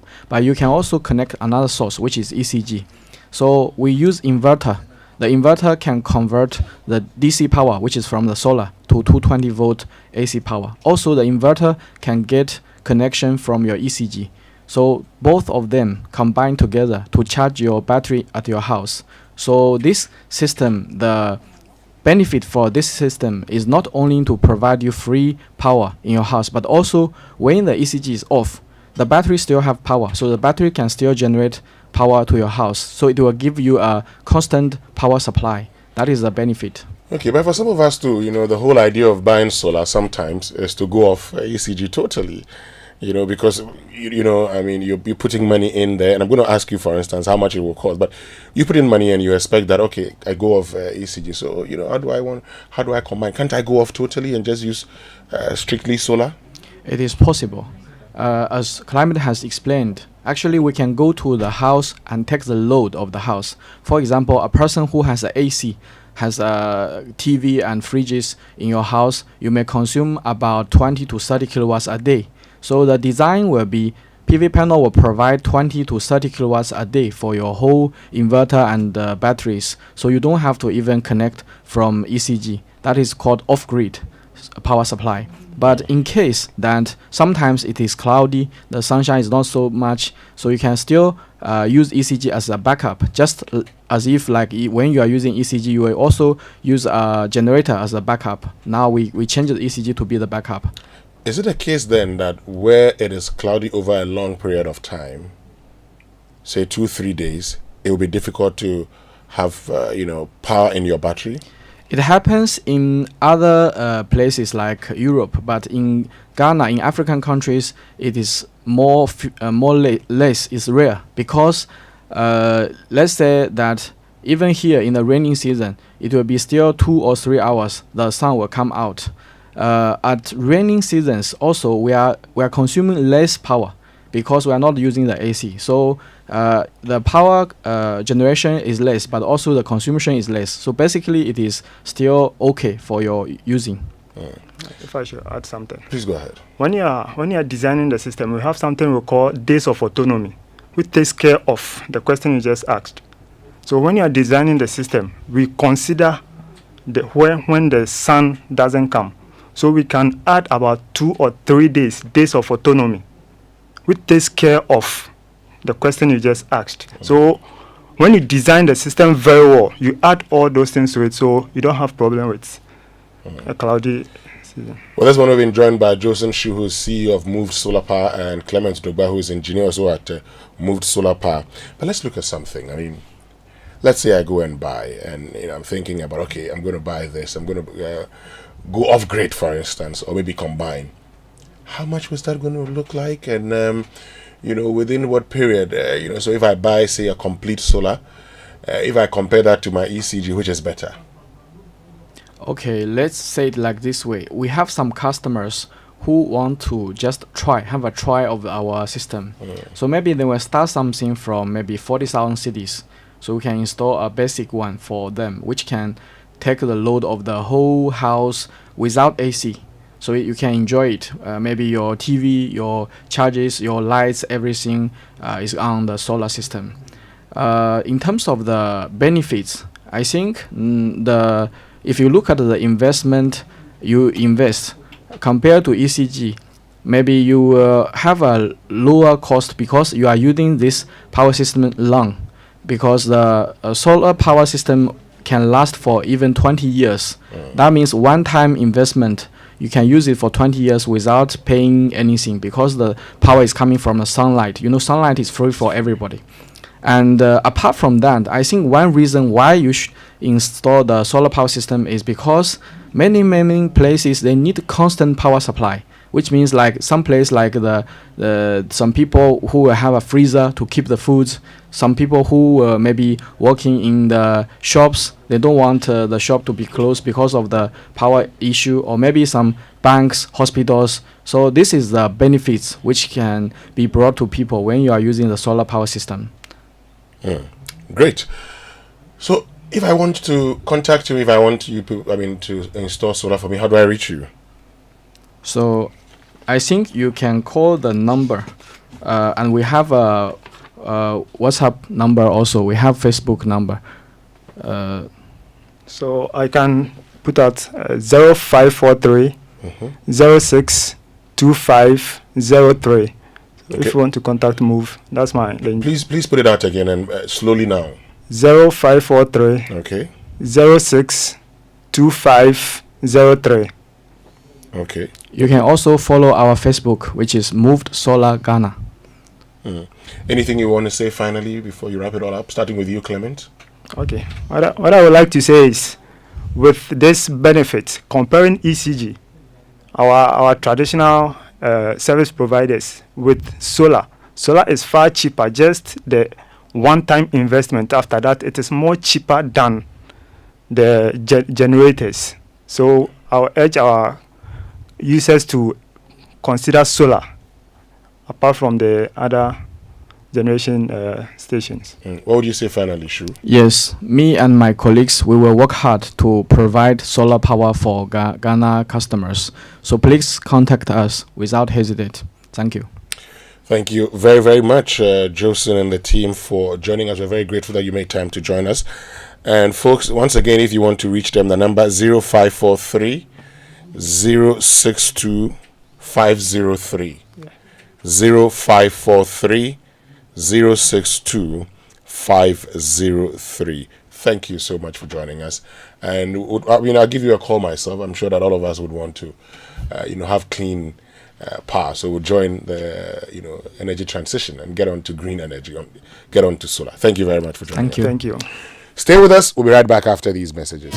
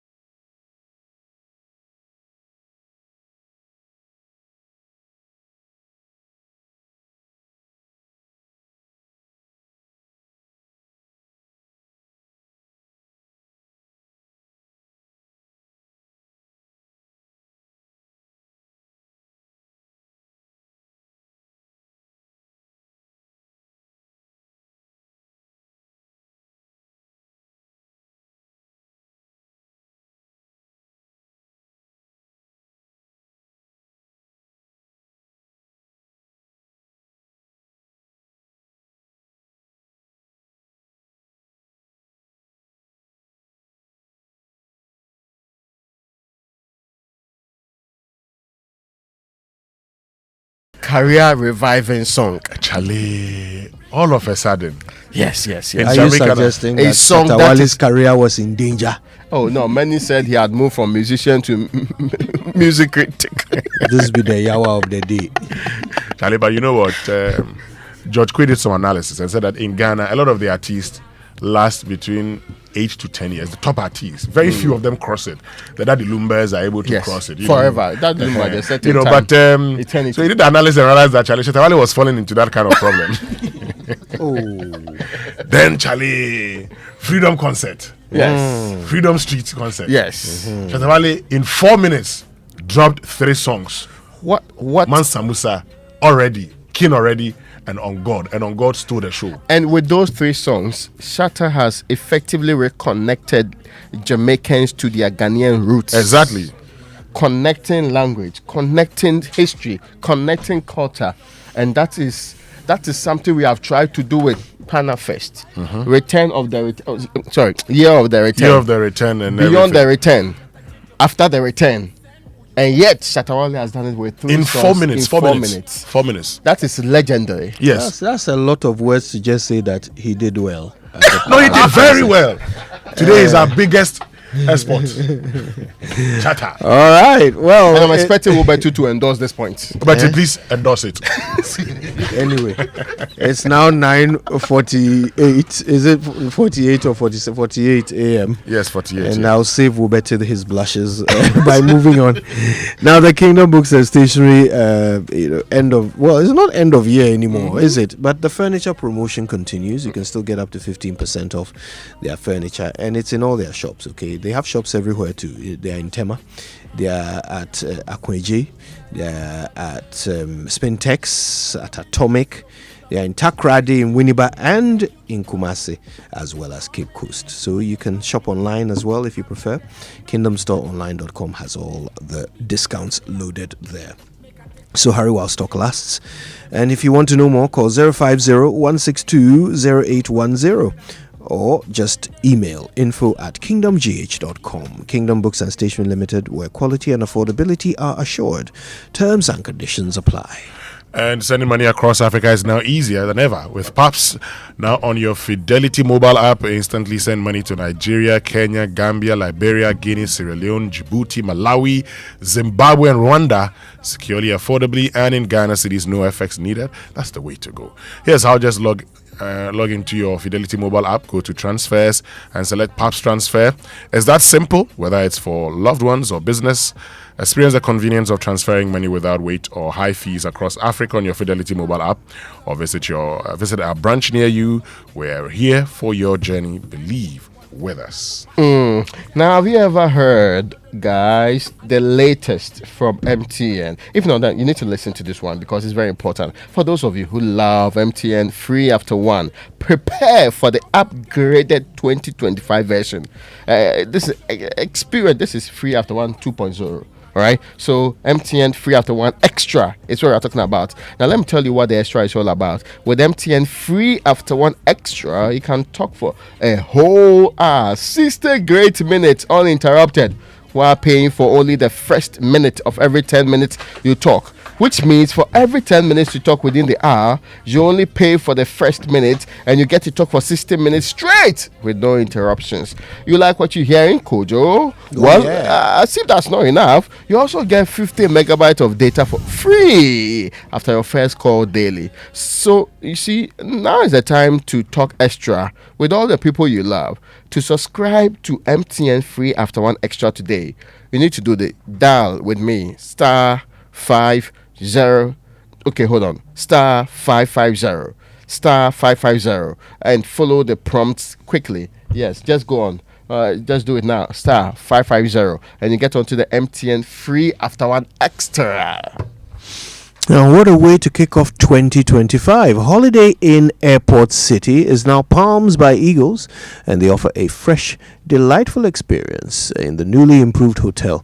They are ready to welcome you with unmatched hospitality in the heart of Ghana. So don't miss out on Sunday brunch with assorted flavors at a discounted rate of 300 Ghana cedis. Come and experience elevated hospitality like never before at Palms by Eagles.